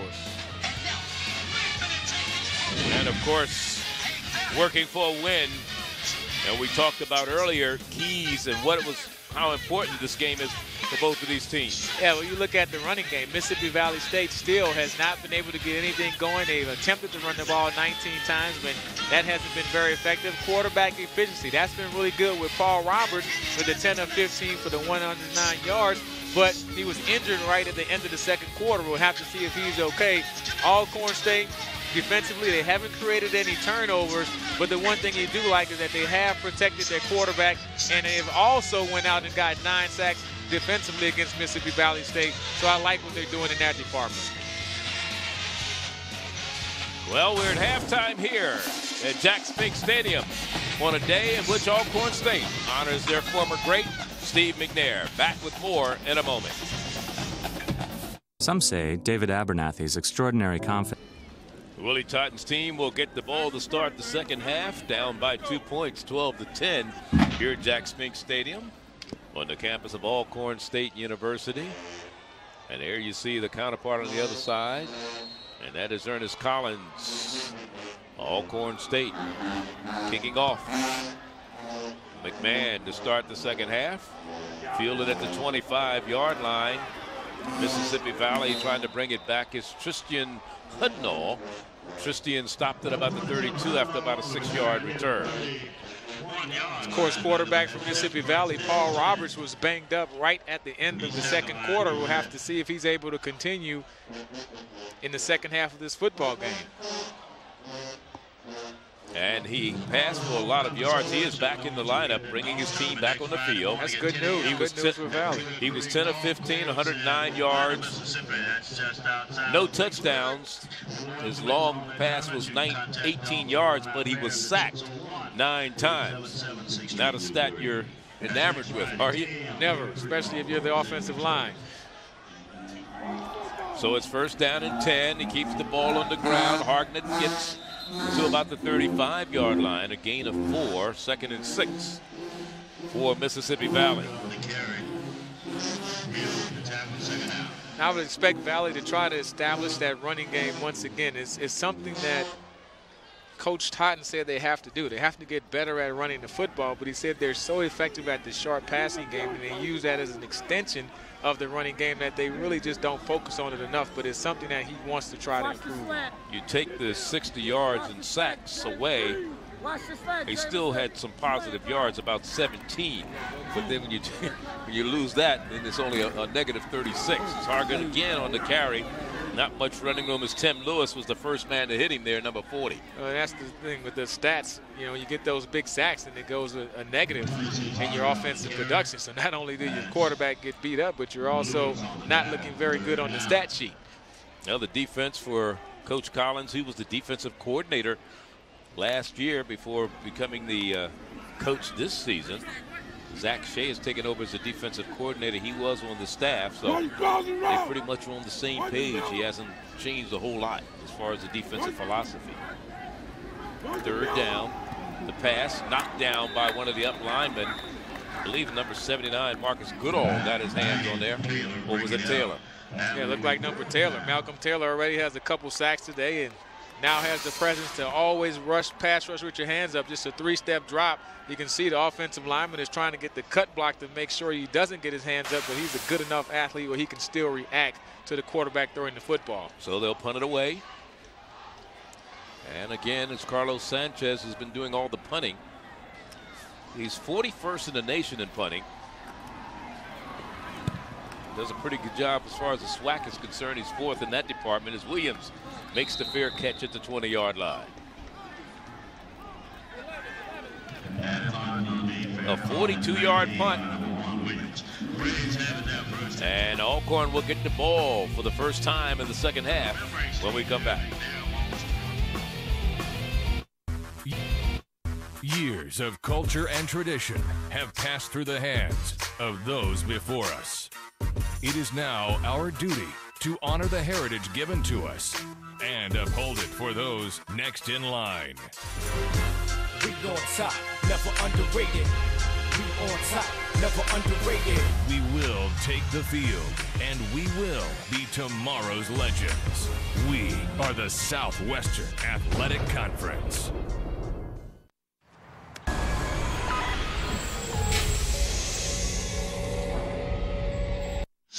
Of course, when you come to a football game, you tailgate, you go out and you cook, you get the grill going, and you get the ribs on the grill. Right, and that's tailgating for us there.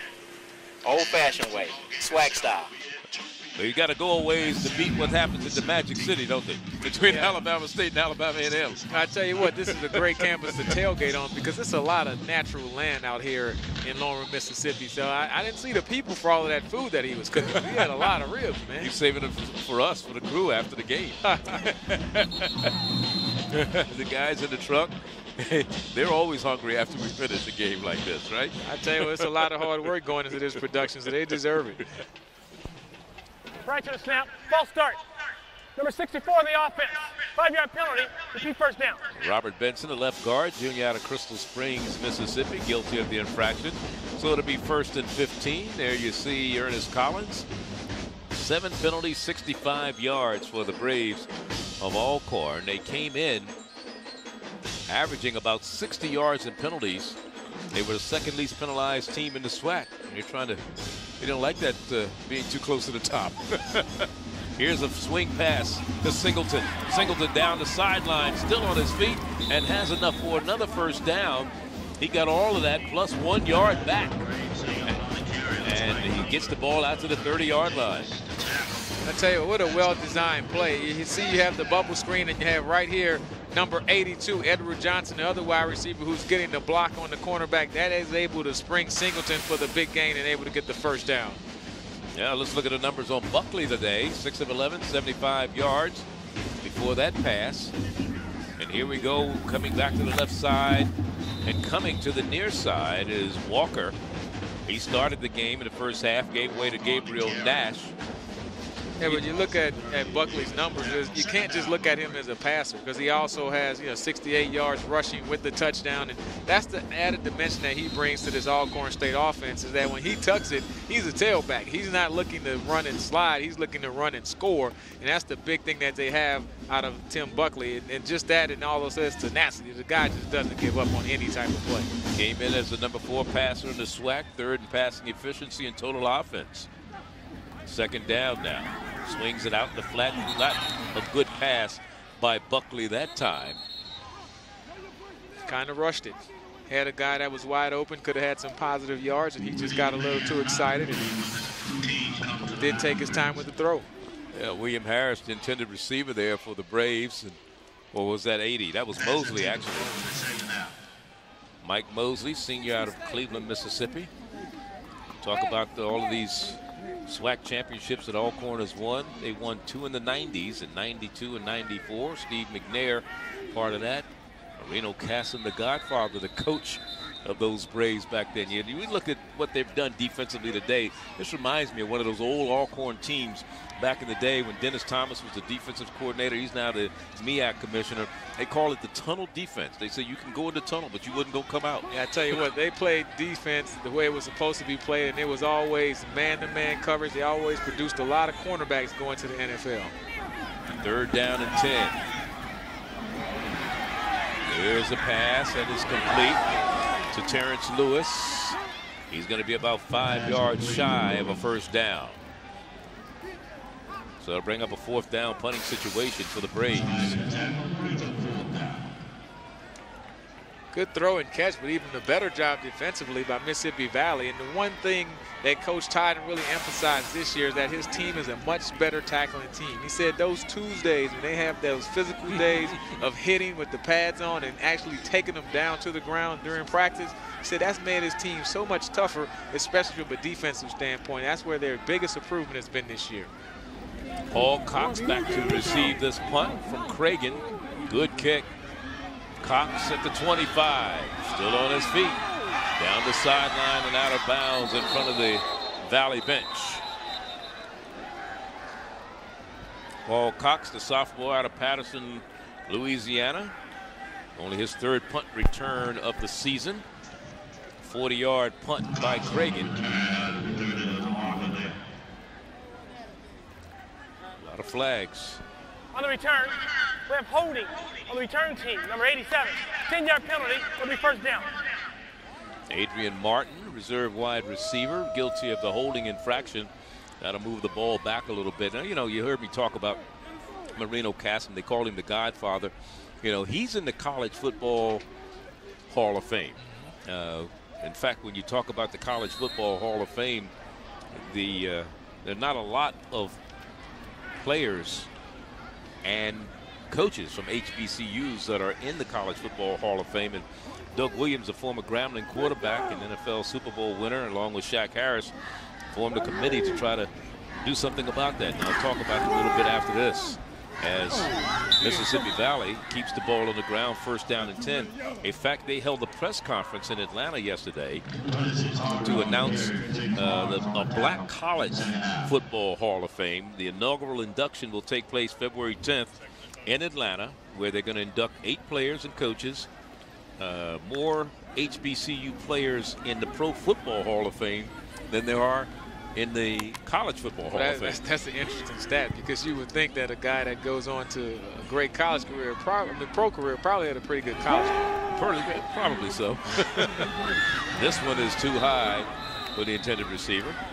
Down the field. And if I'm guessing correct, Charlie, you probably have a couple players that you're going to name that are in the NFL Hall of Fame and not in the College Hall of Fame. Well, just guessing. Maybe that's how we're going. Yeah, probably so. Okay. I mean, you know. I know you will. I mean, when you talk about the Pro Football Hall of Fame, there are 11 players from the SWAC right currently in the Pro Football Hall of Fame. People like Deacon Jones and Mel Blount, Kenny Houston, Jackie Slater, Lem Barney, Walter Payton, Charlie Joyner, Willie Davis, Buck Buchanan, Willie Brown, and John Stallworth. And how many of them in the College Football Hall of Fame? As again, the quarterback, the ball is loose, having problems picking the football up. See what the call is. Did they whistle it down? Apparently the whistle is still blowing, and everybody's like sitting still at about the 35, and the quarterback is a little slow getting up. Paul Roberts again. Here he is. Somebody's holding on to his leg down there, and everybody else is running around. Tim Lewis had a hold of the leg and wouldn't let him go. Yeah, and that's the same leg that he injured in the end of the 2nd quarter, so we'll see if he's able to bounce back once again. But he seems to be in a pretty fair amount of pain. This may be an ankle. But after 9 sacks in the 1st half and then to come out and run once or twice here in the 2nd half, I mean, this kid is having a tough day just from a physical standpoint, having a toll on his body.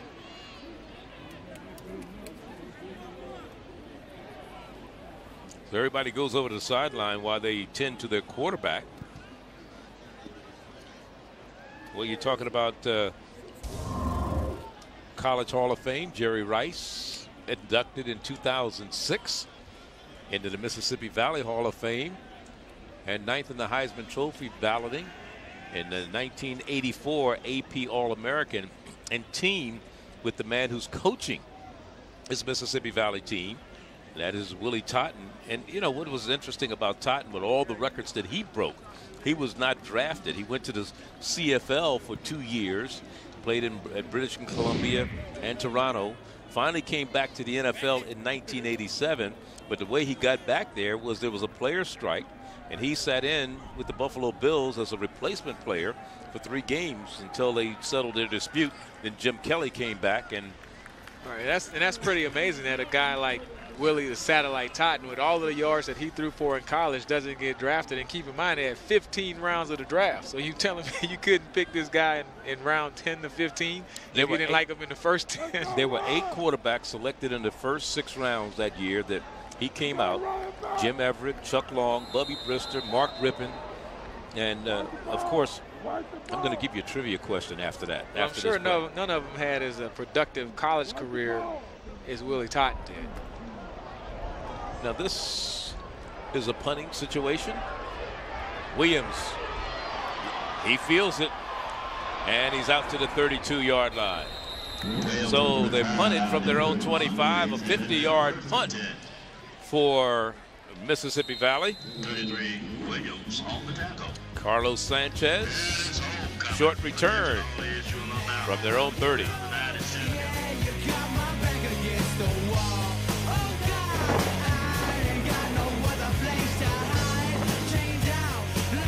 I'm done. 10-14, the time remaining, 3rd quarter here. Mississippi Valley and Alcorn doing battle. Alcorn with a 2-point lead. And My trivia question to you was the year that Willie Totten came out of college. Who was the first player picked in that draft that year? It's a good one. You know it is. And I got another one for you after that. First down at 10. Buckley going to the air. Wide open. And this will be 6 for Ed Johnson. Touchdown. 69 yards.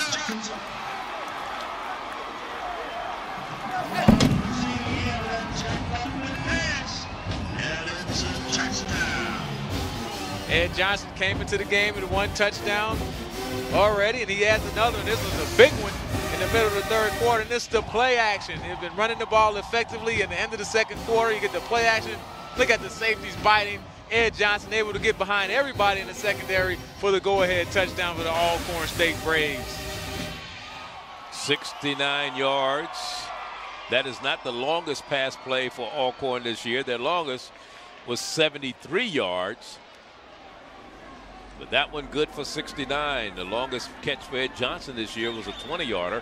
But that is his second touchdown reception of the year. The longest pass play was 73 to Terrence Lewis, and that came against Southern University 2 weeks ago. 2-point conversion.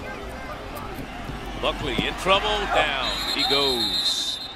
Nowhere to run, nowhere to hide from big number 99 there on the defense, Jared Green.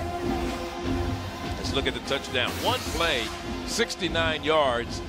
Took them 11 seconds to get in the end zone. Yeah, they're running the cover 2, and that's when the middle linebacker has to try to run down the middle of the field. You can see the safeties don't have the speed to make the connection to stop him, but the linebacker just can't get deep enough. Too much speed by number 82, Edward Johnson. He gets behind that middle linebacker. Perfect throw by Timothy Buckley, putting it right on the money. And of course, Coach Ernest Collins has to like that with your home opener. It's also the day that you're remembering all of the great things that Steve McNair has done for University, and your team takes an 18-10 lead.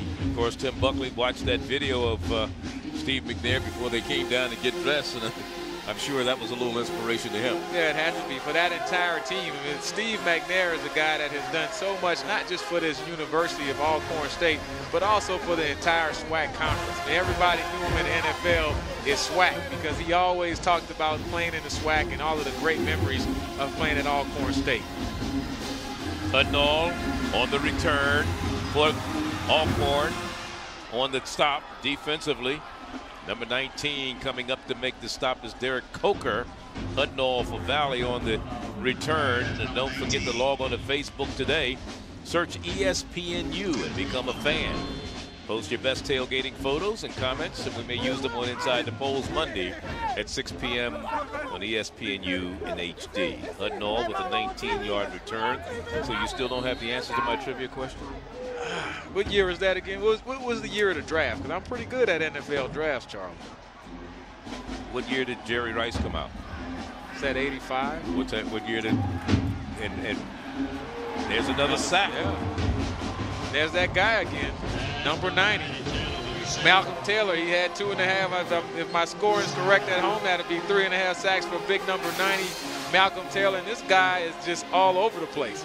I mean, he wins with an inside move. You're going to have to try to double team him. And what I like is that he's beaten multiple people. He's beaten the tackle and the guard, and Valley has no answer on how to stop this kid tonight. Yeah, they got a new quarterback in there also, Marvin Pittman, the junior out of Clarksdale, Mississippi. He's only played one game.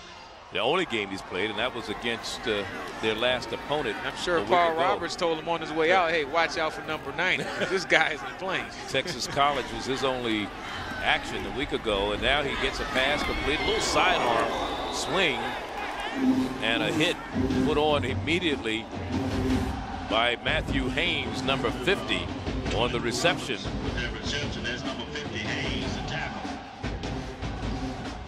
Against Texas College, 4-5, 85 yards. No touchdowns, no interceptions. His longest pass was 36 yards, and he was an 80% completion ratio. Ran the ball one time for 10 yards. Well, actually ran a touchdown, had a touchdown run in that game. So he is capable. It is 3rd down and 9. He's in trouble. Gets to the outside, still on his feet. gets out of bounds very close to the first down marker. Let's see where they mark it. That's a great job of going low and trying to stretch for that first down. It didn't seem like he had a chance to get it, but now it's closer than what it appears. Oh, no, he still went out of bounds just well short of that first down marker. Yeah, he's a junior out of Clarksdale, Mississippi, a transfer. Junior college transfer, Oklahoma Community College. So it'll bring up fourth down punting situation. It was a 5-yard gain. It's fourth down now with 8:10 to go in the third quarter. And Valley just has to step up and play some good defense. You're only down 1 score. You're down 8 points. A touchdown and 2-point conversion, so that offense can settle down and get Marvin Pittman into some positive plays. But it's going to have to start off by playing some good, solid defense. Williams again back to return the punt. Rod Williams. Sanchez at the 15-yard line. He feels it, gets a block, has some room. Down the middle he goes. This may be. Cuts it back at the 50-yard line and is dropped at the 48. Good return for Williams. 35 yards on the return after a 38-yard punt by Sanchez. Yeah, number 1, Roderick Williams. If you're a good punt returner, you got to make the first guy miss, and then you can see he freezes another guy in open field. Great punt return to get Alcorn State past midfield, and I tell you what, the Braves are once again on the attack and ready to try to score. Now remember, Mississippi Valley had a great showing last week against Texas College. They put up 61 points. They're struggling to get points on the board tonight. Alcorn, meanwhile, against Southern University a couple of weeks ago as they passed it, complete this one to Singleton, and he's finally spun out of bounds on the near sideline. They had a great showing against Southern University their last outing, which they were down 21 points in the fourth quarter and came back and lost by 6, 48-42. Yeah, I mean, Alcorn State, I mean, you just look at those first 2 games, you say, wow, we got outscored 100-0, but since then they've settled down. You didn't talk about who they played in those first 2 games, Southern Miss and Central Michigan University. And that's always the big quagmire for a lot of the schools in the FCS division, you know, especially within the SWAC conference. You want to play those bigger schools because you get the revenue gains, but at the same time, you say, well, is it productive for our team? We risk getting hurt. You risk your team going out there losing confidence. But through all of that, Alcorn State has kept their confidence. 2nd and 3, make it 2nd and 4 after a 6-yard gain on that last play. This is a team, this Alcorn team, that's young at every position, with the exception of quarterback and defensive secondary. Yeah, they're only going to lose, I think, 3 starters off of this team next year. Of course, they would have to definitely try to replace Tim Buckley, but you look at all of those freshman wide receivers, freshman running backs. I mean, these guys are still a young football team, and one thing that Coach Collins talked about was getting more competition among that offensive line. You know, the 2 guys, the offensive tackles, he said they don't have anybody to push them. And pretty much week to week, everyone's job is on the line. These guys know if I don't produce, there's a guy behind me that's ready to take my place. And I think that competition breeds success. My buddy Lynn Barney used to say, don't lay your glove down, it'll fit somebody else's hand. And there's a pass very close to the first down marker. And it's complete to Ed Johnson, who has a long touchdown pass of 69 yards. But you know, Charlie, when I think of all of the good football teams I've been on some good ones and some bad ones. But in Alabama State, get it? They're going for the first down. Looked like he went with the quarterback sneak. But when I was at Alabama State, we had some teams with a lot of depth. We had 2 or 3 guys who were good enough to start. And I think that's what made us so good, was because we competed against each other in practice. And you knew, hey, if I get hurt and miss a day of practice or something like that, I may not get back in there to play anymore. So you had that go hard every play attitude, and I think that's what Coach Collins is trying to develop at Alcorn State. And at Mississippi Valley, of course, they lose a leading tackler from a year ago, Fred Poole, to graduation. So again, both teams are starting to build up something as Walker gets the call on first down, and he gains about 3 yards on the play. Again, are we going to get this? You going to answer my question yet? Well, you know, usually I would get on my internet phone and well, we'll figure it out. Here's a pass complete. And again, down the sideline and out of bounds is Singleton pushed out inside the 10 at about the 7-yard line. Another first and goal, a gain of 15 yards on that one. Yeah, just a great job of getting the ball on the edge, and Singleton, I mean, is able to get the big run after catching. Well, they're going with a hurry-up offense, and this is what's wearing down Mississippi Valley. It's wearing us down, too, because we can't get the answer to the trivia question as Walker tries to turn the corner, and he's pushed out of bounds at about the 4. All right, real quick, Charlie, let's take a deep breath. This is what I'm going to guess. Because I know that the year Jerry Rice was drafted, he was the second wide receiver drafted, and I know that the guy— We're not talking about Jerry Rice. We're talking about the year Willie Totten was drafted. Exactly. Well, that was the year after Jerry Rice. But the thing about it is I know that there was a guy drafted around that time who was another wide receiver, Irvin Fryer, and that's my guess. Wrong. Here's Walker trying to get to the goal line.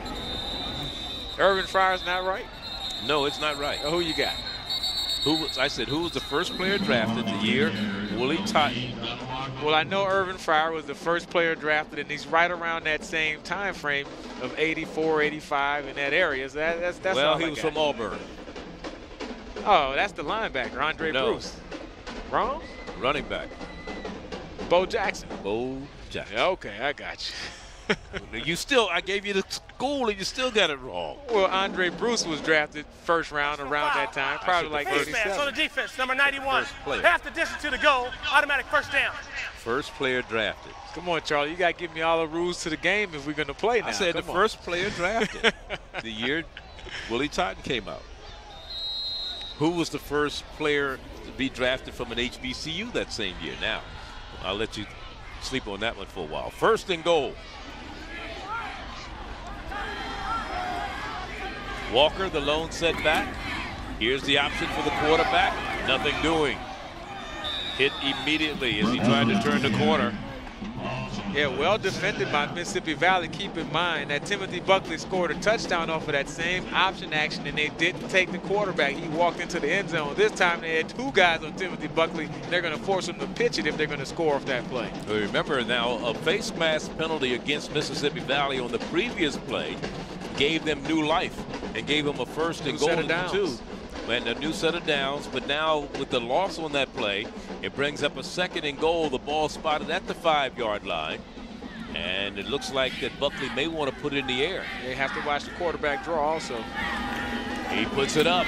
It's caught, but not enough for a first down. They're going to call it incomplete. Singleton in and out of his hands. Good defense down there by Mississippi Valley. They're getting strong there to get to the end zone. Keelan Kellebrew there. And I like the way they're reading and reacting. They've run this play a couple times before, and they were slow to react. This time, no hesitation. As soon as the ball goes in the air to number 8, Ryan Singleton, the Valley defenders were on top of him. Third down and goal.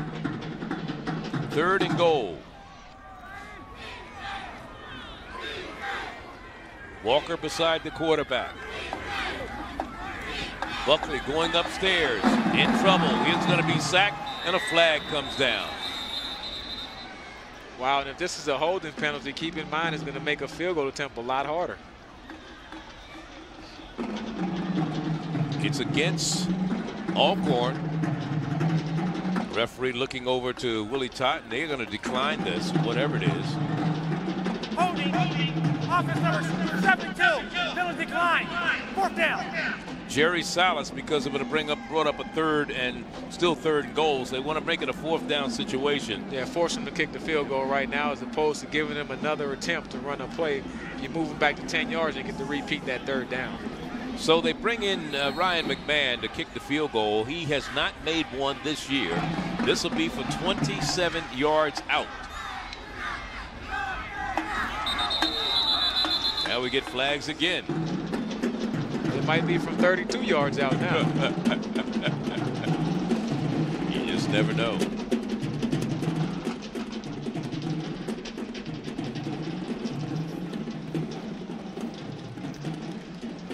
Right to the snap.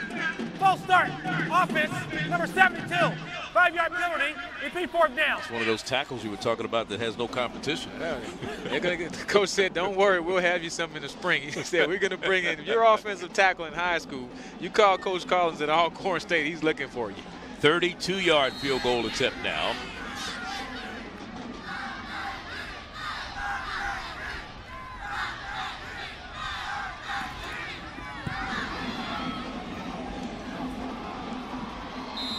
No good. He has still not made one this year. He missed a 27-yarder against Central Michigan. He just missed a 32-yarder here. And it's still an 8-point ball game, 18-10, Alcorn at home on top. 0135.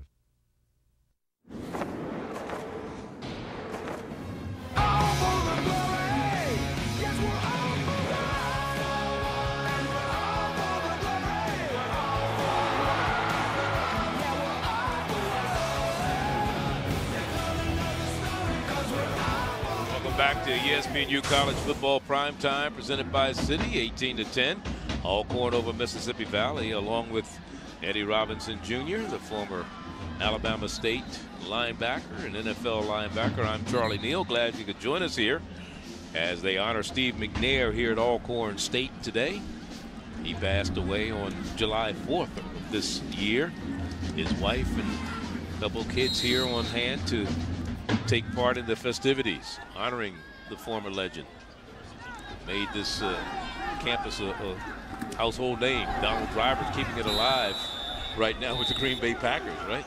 Yeah, I tell you what, but back then, in that era, you had C.C. Tillman and Torrance Small, two very talented receivers who actually came out in 1991. They were Steve McNair's receivers his freshman year, and then John Theory, who was a first-round pick defensive end with the Chicago Bears. So Alcorn had quite a few players going on to the NFL and having some very good careers.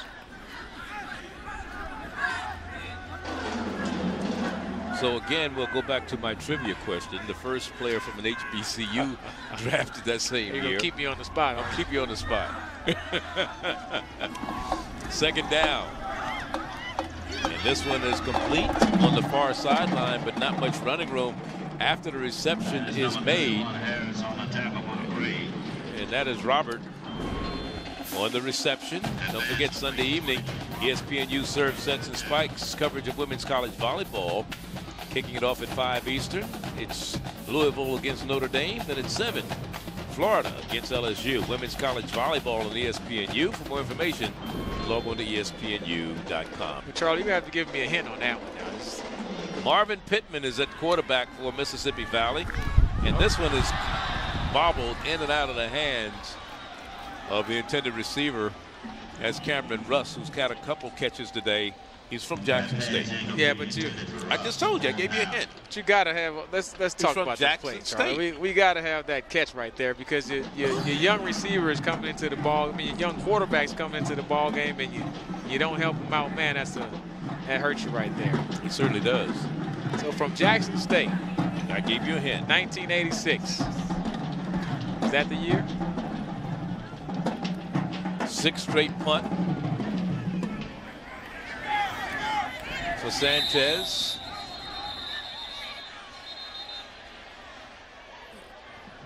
And Alcorn will get the ball at their own 27 after a 49-yard punt. And watch Williams. He's going to get an Academy Award for this one. Yeah, he tried to get a personal foul, and whoa. Oh, yeah. Kids watching too much wrestling at home. All right, so who was it? Was it in the first round? Was he a first-round pick, or he was just the first pick? First pick from an HBCU school. 1986. But he was the first player picked in the second round. Here's Walker on the carry. Would that be the defensive end, Seals? Nope. What about? I just called his name when the guy ran the ball. I didn't even notice. Jackie Walker. Yeah, the linebacker at Tampa Bay. That was my next guess.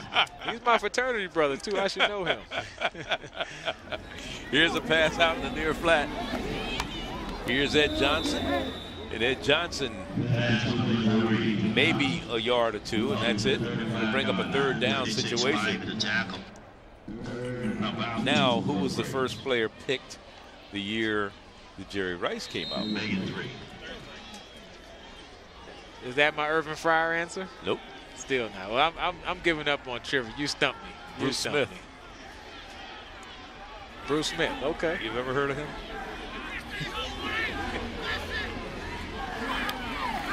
Third down. Walker trying to get to the first down marker. He's going to be short by about 2 yards.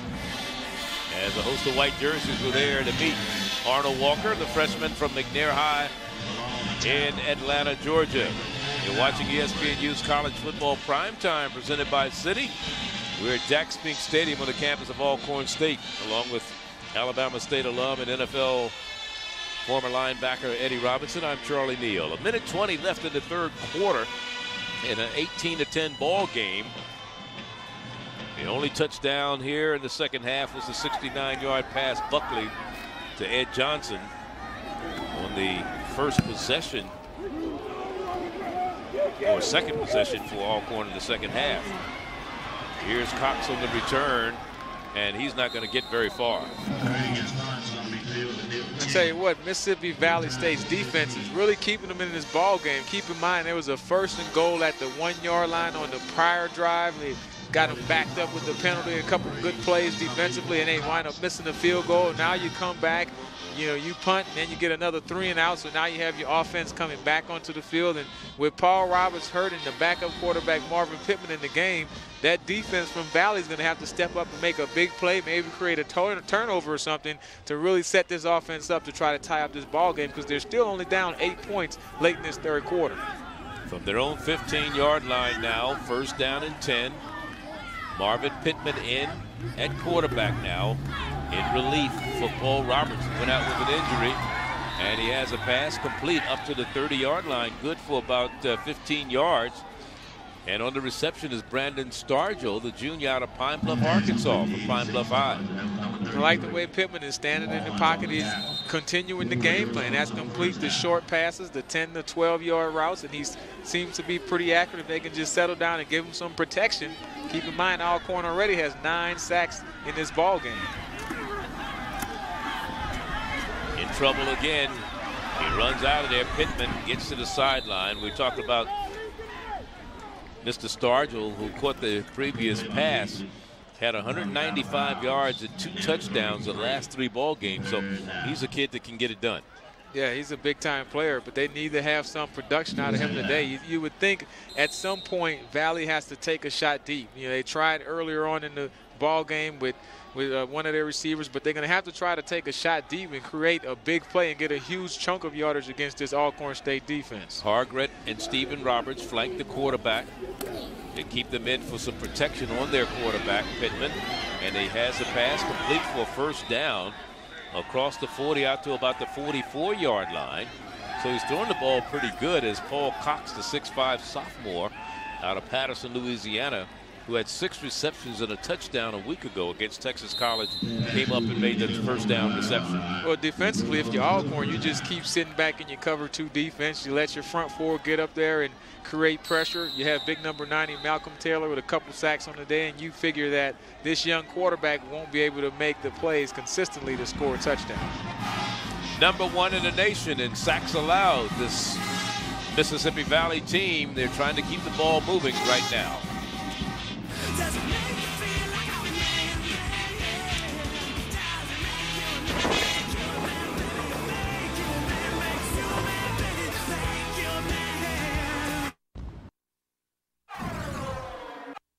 From the time I got here, a lot of people really didn't know the school of Alcorn State University, but once I got here, we started, playing a very exciting football style of game. The offense is wide open. We do a lot of things to bring the peoples in, and most people come here to see the offense of Alcorn State University because we do a lot of things to excite the fans.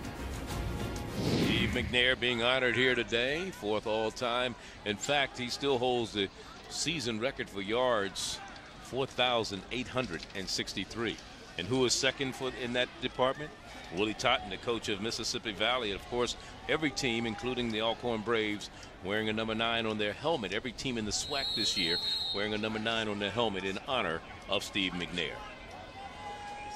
1st down and 10, Mississippi Valley.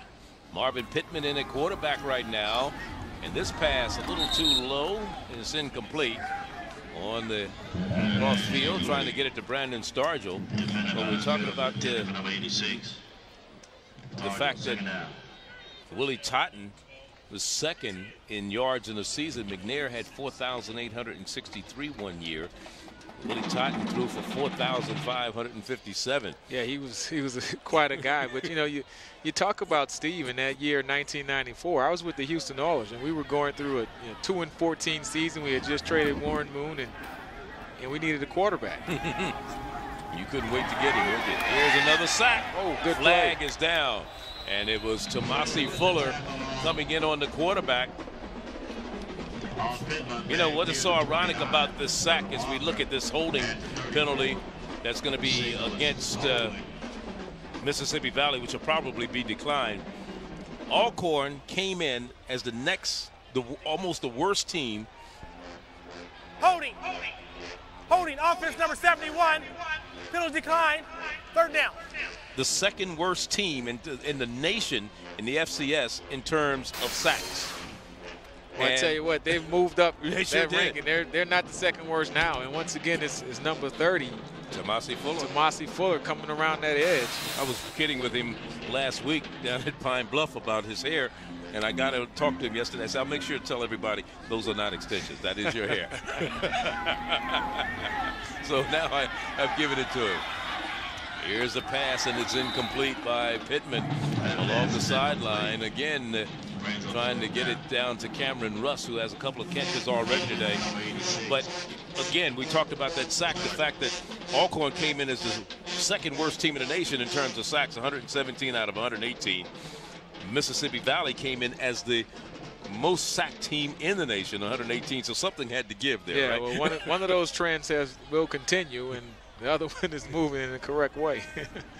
So a 4th down punting situation for Mississippi Valley. They'll punt it from their own 32-yard line. Williams back to receive this one.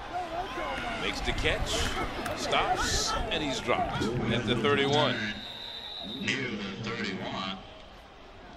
Well, Charlie, just to finish up, we were talking about, McNair coming out in 1994 and his senior year. And I can remember that was the same year with the Oilers. We were 2-14. We didn't have Warren Moon. We were looking for a quarterback, but it was still a lot of, could a quarterback be drafted from a small school, HBCU, and be productive in the NFL? It was a lot of guys who didn't think he should have been drafted in the 1st round by the then Houston Oilers. And Floyd Reese and those guys, and Jeff Fisher, the head coach, stepped up, and Bud Adams and made the call, which was very fruitful for the franchise. Plus, he was 3rd in the Heisman Trophy balloting that year, so why not? As you look at Walker into the secondary, and a good gain all the way out to the 45-yard line, good for 19 yards. To make it 14 yards. ESPNU's coverage of women's college soccer continues Sunday. It's an SEC showdown. Ole Miss taking on Tennessee. It's women's college soccer on ESPNU Sunday at 3 p.m. Eastern. It is 1st down and 10 from their own 45-yard line.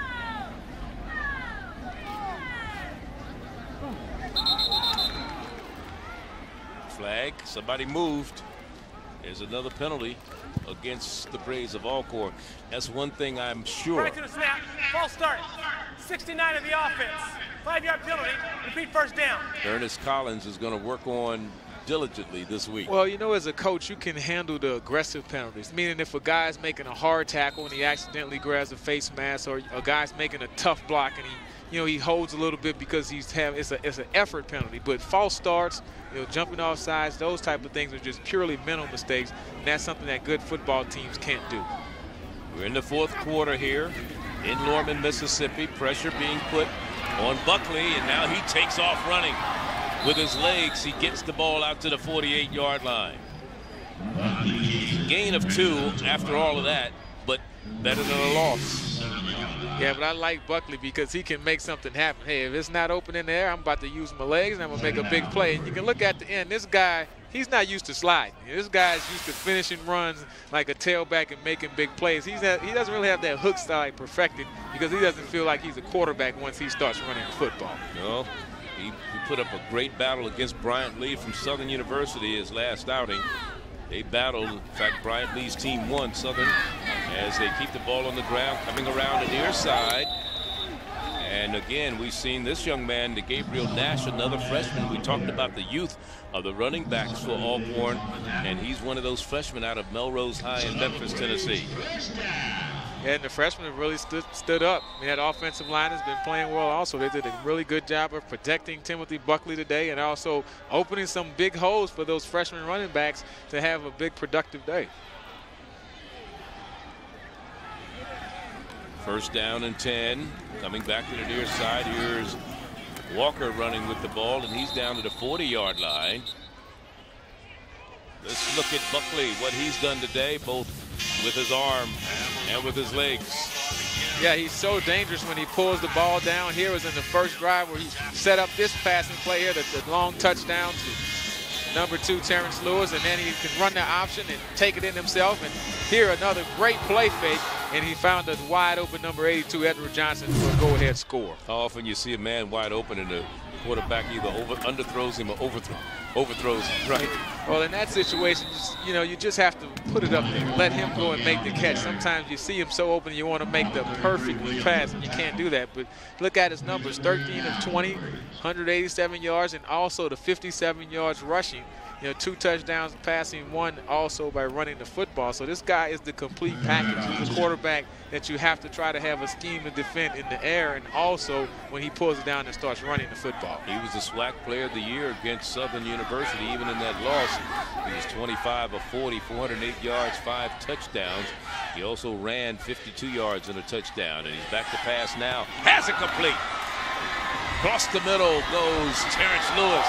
Lewis still on his feet and down to the 20-yard line. He already has a touchdown to his credit today, and a flag comes out.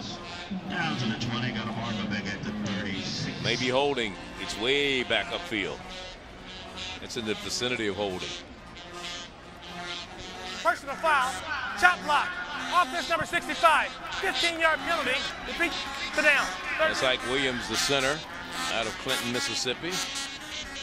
So it was a 16-yard gain by Terrence Lewis that's erased because of the chop block by the center, Ike Williams. And that was Collins' team trying to hold on to this 8-point lead, because Valley, all they needed to do is score and get to go for the 2-point conversion. One stop, that was the big play, but you can tell what they're calling is that number 69, he's engaged with the pass rusher, and then the center, 65, Ike Williams, comes with the block, and you can't have one guy engaged at the top and another guy blocking below. Good call by the referee. Matthew Maiden. Here's Buckley. Oh, he has some running room. Watch out. Watch out from behind.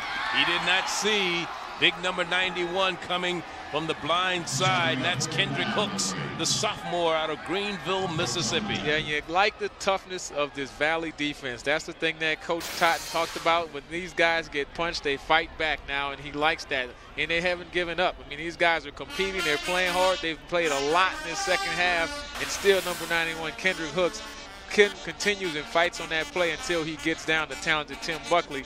And now you're in the punting situation, and Valley should get pretty decent field position after this punt. Cox back to receive the punt of Josh Cragen. 5th punt for him tonight. Here's Cox from the 8-yard line. He'll make that the 13-yard line, and maybe a 2 or 3 yard return, and that's it. 9:41. That's the time remaining in the contest here. 8-point ball game, and it's Alcorn trying to hold on at home.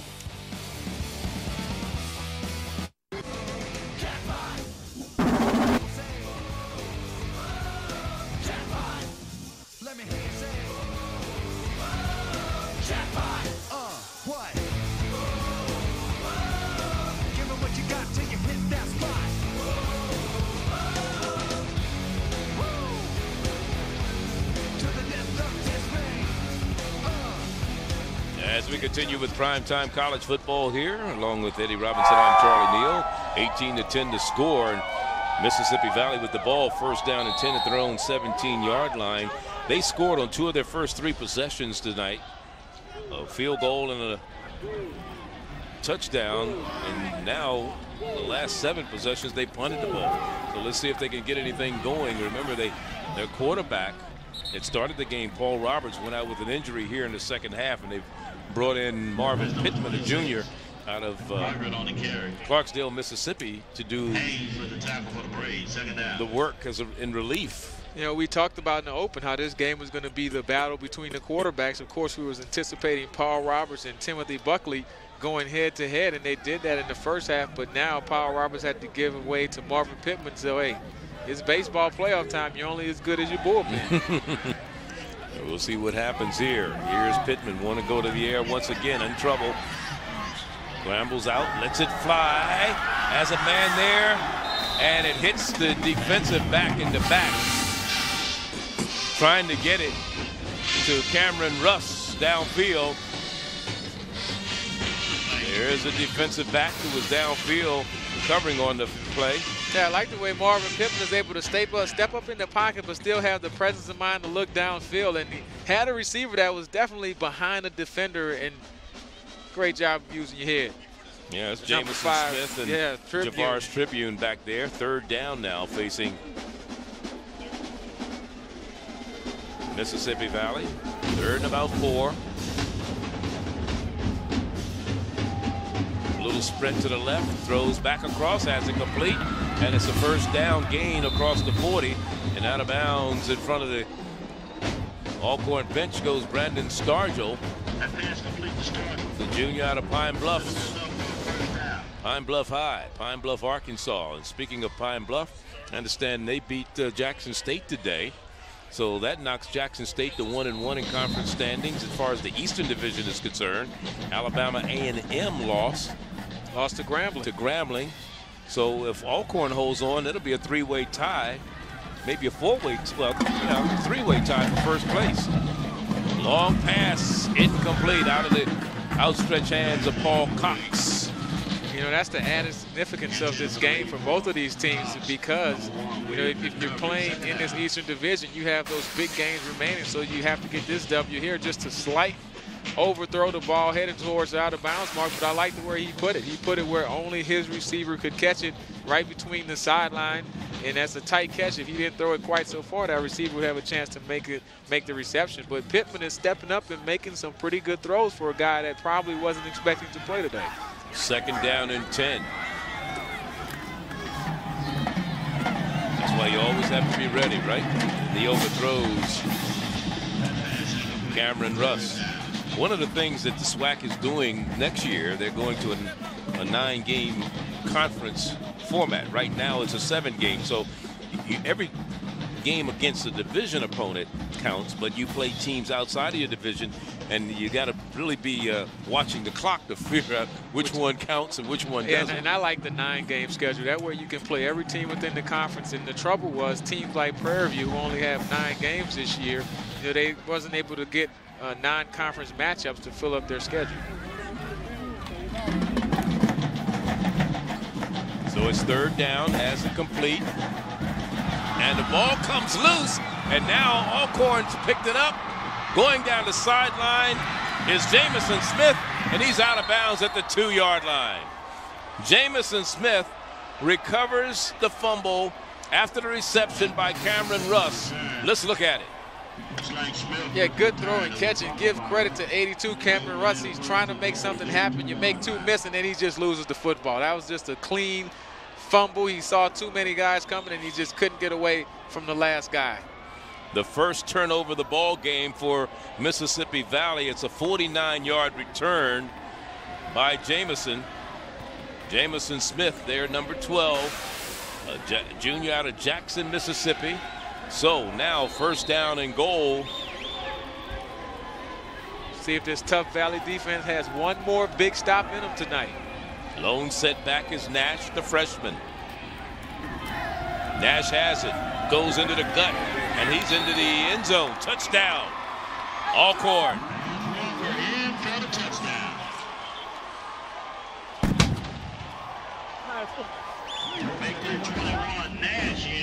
Turnovers once again hurt Mississippi Valley. They come back with the freshman. And look at that offensive line, that movement. I think that's just a tired Valley defense. And Alcorn has been playing a lot of offense today and has gotten a lot of snaps. And they've just worn down this Valley defense. You put them in there on the 1 yard line, you don't have much of a chance.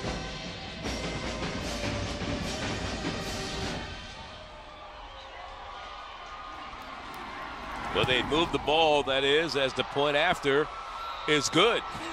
So they made an extra point. Actually, he was done pretty good before this game. He was struggling in this particular game. That is the extra point kicker for Alcorn, but he hits one this time.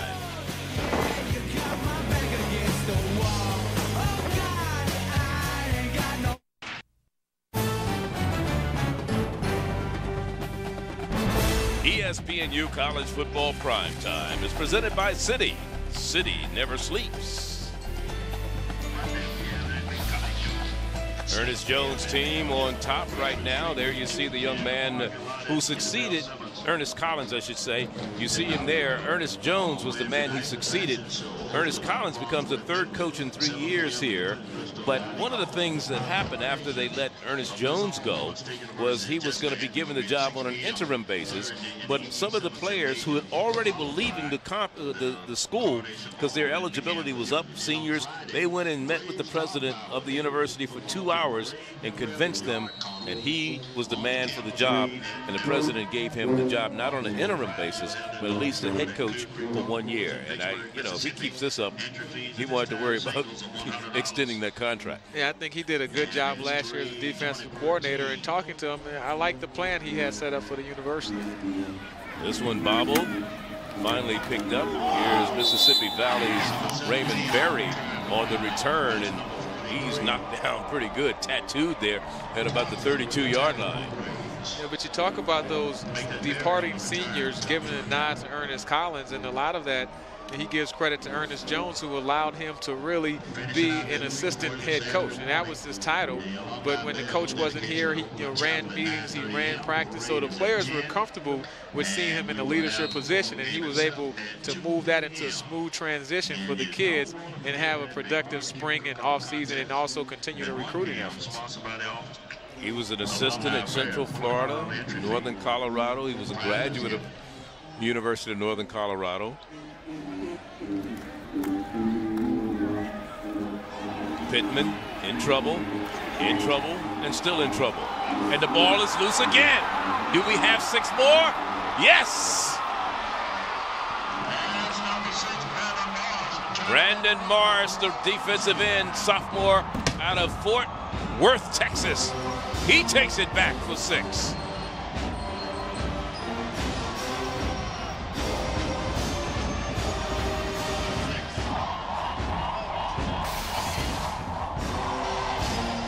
See the young man, number 3, quarterback Marvin Pittman, is just trying to do too much. They have him corralled, and he's fighting, trying to get extra yards, and very opportunistic Brandon Morris is able to scoop that ball up for the decisive touchdown in this game, as Alcorn is exerting some defense against Point Valley. after is up. It is good. And all of a sudden, it's 32-10 with 7:38 to go. In 13 seconds, they have scored 14 points. That is the Braves of Alcorn.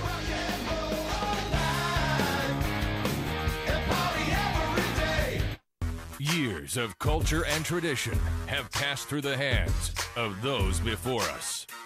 It is now our duty to honor the heritage given to us and uphold it for those next in line. We on top, never underrated. We on top, never underrated. We will take the field, and we will be tomorrow's legends. We are the Southwestern Athletic Conference. 32-10 our score here. They were down 10-6. That is Alcorn, and they've outscored Mississippi Valley 26-0 since then. Here's Raymond Berry from the 7-yard line. Raymond Berry trying to dance forward up to the 23. Valley with the ball. First down and 10. And if you're Alcorn State, from a defensive standpoint, you have to love the fact that you have 9 sacks. When you can ever do that, that's a great defense. In the first half. Yeah. They've had a couple in the second half. Well, they're still trying to go for a baker's dozen. But you also started the game with only 1 interception and 1 fumble recovery in the first 3 games. You get 2 big fumble recoveries, 1 return to the 1-yard line, and 1 return for a touchdown. So I think creating those turnovers is something that we talked about Alcorn State that they needed to do defensively, and they accomplished that also. What's going through your mind as a player, Eddie, and we'll talk about this after this play, as Pittman goes back to pass. He lets it fly, has a man out there, and is caught inside the 35 to the 33-yard line. And I think I just answered my own question. Chris Williams on the reception. Put some points on the board. Yeah. And my coach is Willie Satellite Totten, and we're going to shoot the bullets out the gun until the game is over. We're going to try to score some more. Still got some ammo left, right? There you go. Can't use it next week. Let's go. So, but I understand where you're going with this. And if you're Mississippi Valley, you have been right in this ball game the entire time. And the things that have hurt you have been self-inflicted wounds. You put 2 balls on the ground and gave up 14 quick points. That is the longest pass that they've completed this year. The previous was 44, and what a tackle that time, but a completion and holding on to the football after the reception is Dennis Miller, the senior out of Edabina, Mississippi. Yeah, he but look at the throw by number 3, Marvin Pittman. I mean, I didn't see that this receiver was even open. I didn't know who he was throwing it to, but it was just a well-timed throw and catch, running that skinny post right before you get to the deep safety. And I tell you what, this guy is coming in the ball game and completing some passes at a very high clip. 61 yards and 2 completions on this drive with 6:45 to go, and he's back to pass it once again. Now he's going to take off and run. He's down to the 5 and knocked down at about the 6-7 yard line. It'll be 1st and goal at the 6. Marvin Pittman from Clarksdale, Mississippi. Never say never, right? Yeah, you never say never. I mean, he probably has a good blues man, but I mean, this guy knows what he's doing. And he came from a transfer from the JUCO, so it's not a quarterback that's fresh out of high school, so he's had some time to throw the football. Going to the air once again, under pressure, and he's struck down before he could get around the corner. And that was Brandon Mars, the man who just scored the touchdown on the fumble recovery. Yeah, but that sack there has to go towards Marvin Pittman. He has to either step up in the pocket or throw it away, because you're trying to outrun your defensive end. These guys are fast. You got some good athletes on this Alcorn defense. You just can't run around and make all the plays. 13 sacks, 2 forced fumbles that resulted in 14 points. 3-man rush. Under pressure, he goes down again. And a flag comes out, but Caesar Cobb, number 58, out of Killeen, Texas, comes up to make the stop. He went to Ellison High down there in Killeen. What I was going to say earlier was, what's going through your mind when you're down this many points, 22 points, and the clock continues to run, 5 minutes to go, and then they put together 2 quick passes where they covered 61 yards. Yeah, I think you just have to keep competing, especially from Coach Totten's standpoint. You don't know. Offense number 70, penalty decline, 4th down. So they declined the penalty on the holding penalty against Mississippi Valley. Edward Box was the man guilty. They're going to go for it because they don't have anything to lose right now, and they're down 22 points. It's 4th and 11, and they're down inside the 25-yard line. Here's Pittman. Don't get sacked this time, young man. You got some running room, but he lets it go to the end zone, and it's going to be incomplete. Out of the end zone. Dennis Miller, the intended receiver, he might have been able to run, but he would have had to go a long way to get the first down. Somebody would have got him. Yeah, you just want to put it up in the air, and hopefully if you keep it in the end zone, your receiver can try to make a play. But a little frustrating out of this Valley team, and they traveled down here and fully expected to compete and win this ball game. And the things just kind of got out of hand with the fumbles. You can't turn the ball over. You turn the ball over, bad things are going to happen. And those last 14 points, And keep in mind, Alcorn State took over at the 1-yard line after the 1 fumble return, and then they returned the second fumble for a touchdown. If not for that, it's an 8-point ball game. Well, it doesn't get any easier for Mississippi Valley after tonight. They travel to Prairie View next week to play the Panthers, Henry Frazier's team. Yeah, Prairie View's coming off of a victory over Alabama State on the road today, and a big victory over Grambling 2 weeks ago. So Prairie View is definitely the class of the Western Division right now, and maybe the class of this whole conference. We'll have to see. It's still a lot more football to play. You still got Alabama A&M, but they lost today. They lost big to Grambling, didn't they? Yeah. They had trouble putting points on the board against the Tigers.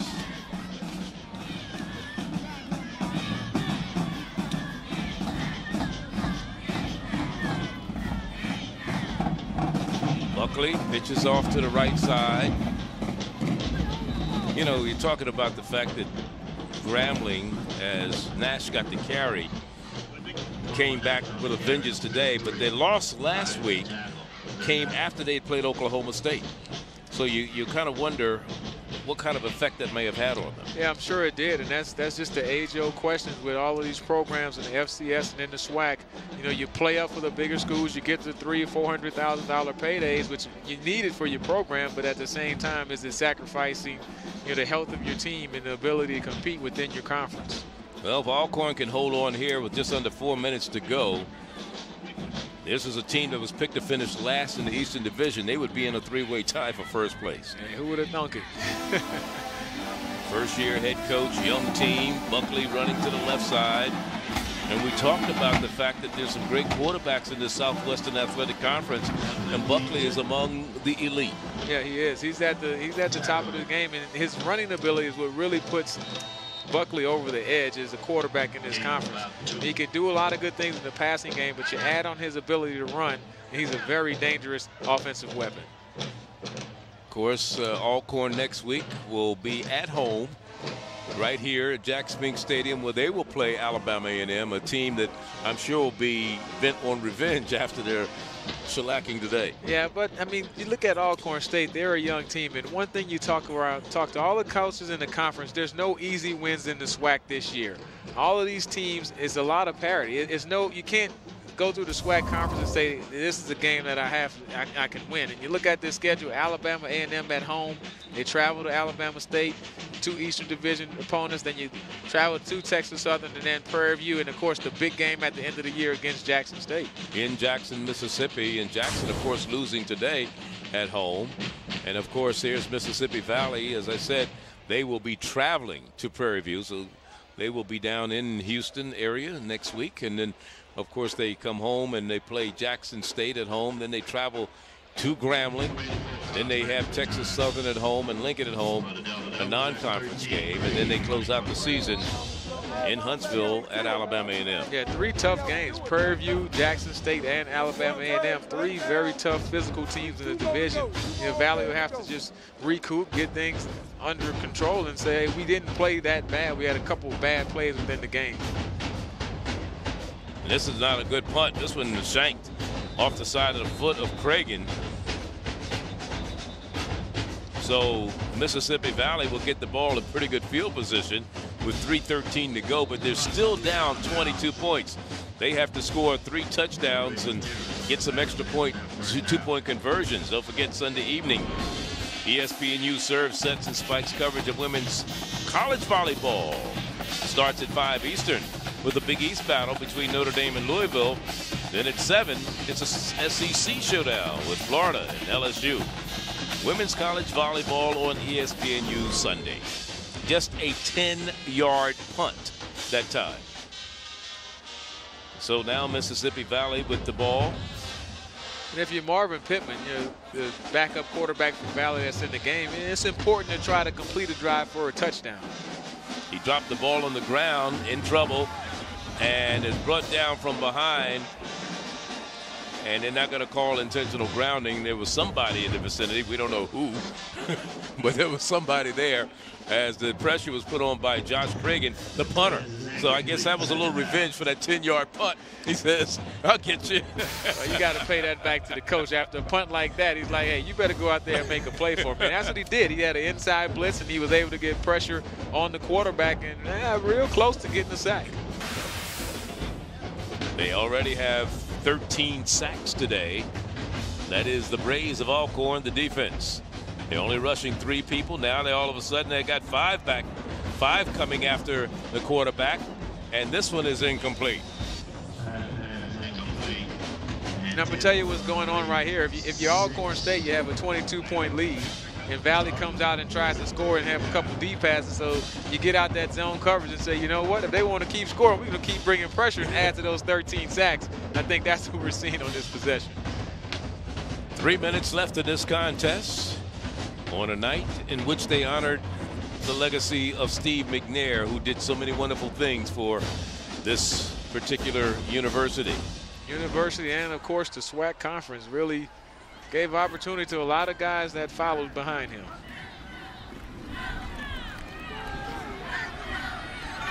Here's Pittman running to the right side, running toward the sideline, and is bounced out of bounds. And it was Cragen again over there, the punter. There's Coach Ernest Collins. You're watching ESPNU's College Football Prime Time, presented by Citi. We're at Jack Spink Stadium on the campus of Alcorn State University. Charlie Neal along with Eddie Robinson Jr. And we talked earlier a little bit about this impending Black College Football Hall of Fame and some of the people that may be going in. This is a 4th down situation. And there's a chance for him to run for a first down. Pittman has the first down. Plenty to spare. Down at about the 22-yard line. But some of the people, we know that W.C. Gordon went in recently.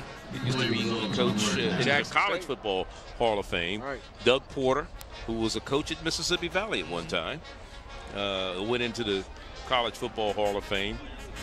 But there's a lot of coaches. I think of Earl Banks from Morgan State, and I think of a couple of more. Even Houston Markham, your old coach and an Archie Cooley, who coached Jerry Rice and Willie Totten in Mississippi Valley. Here's a catch along the sideline. You know who many people good for a first down. You talked about Archie Cooley and all the yards they put up, and he kind of won with that short pass, kind of what Coach Totten's doing now, which was kind of the predecessor to the West Coast offense. So it was, yeah. A lot of great, innovative coaches and, of course, great players that have come through the HBCU ranks.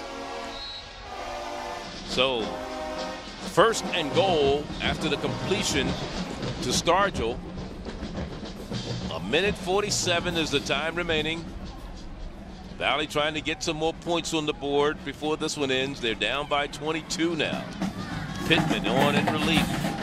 And he throws wide open in the end zone. He just missed a wide open receiver in the end zone. That was Stargell once again. Yeah, just let him too far. And that's the example when you have that wide open guy in the end zone. Just take your time and relax and execute the throw. You don't have to do anything special.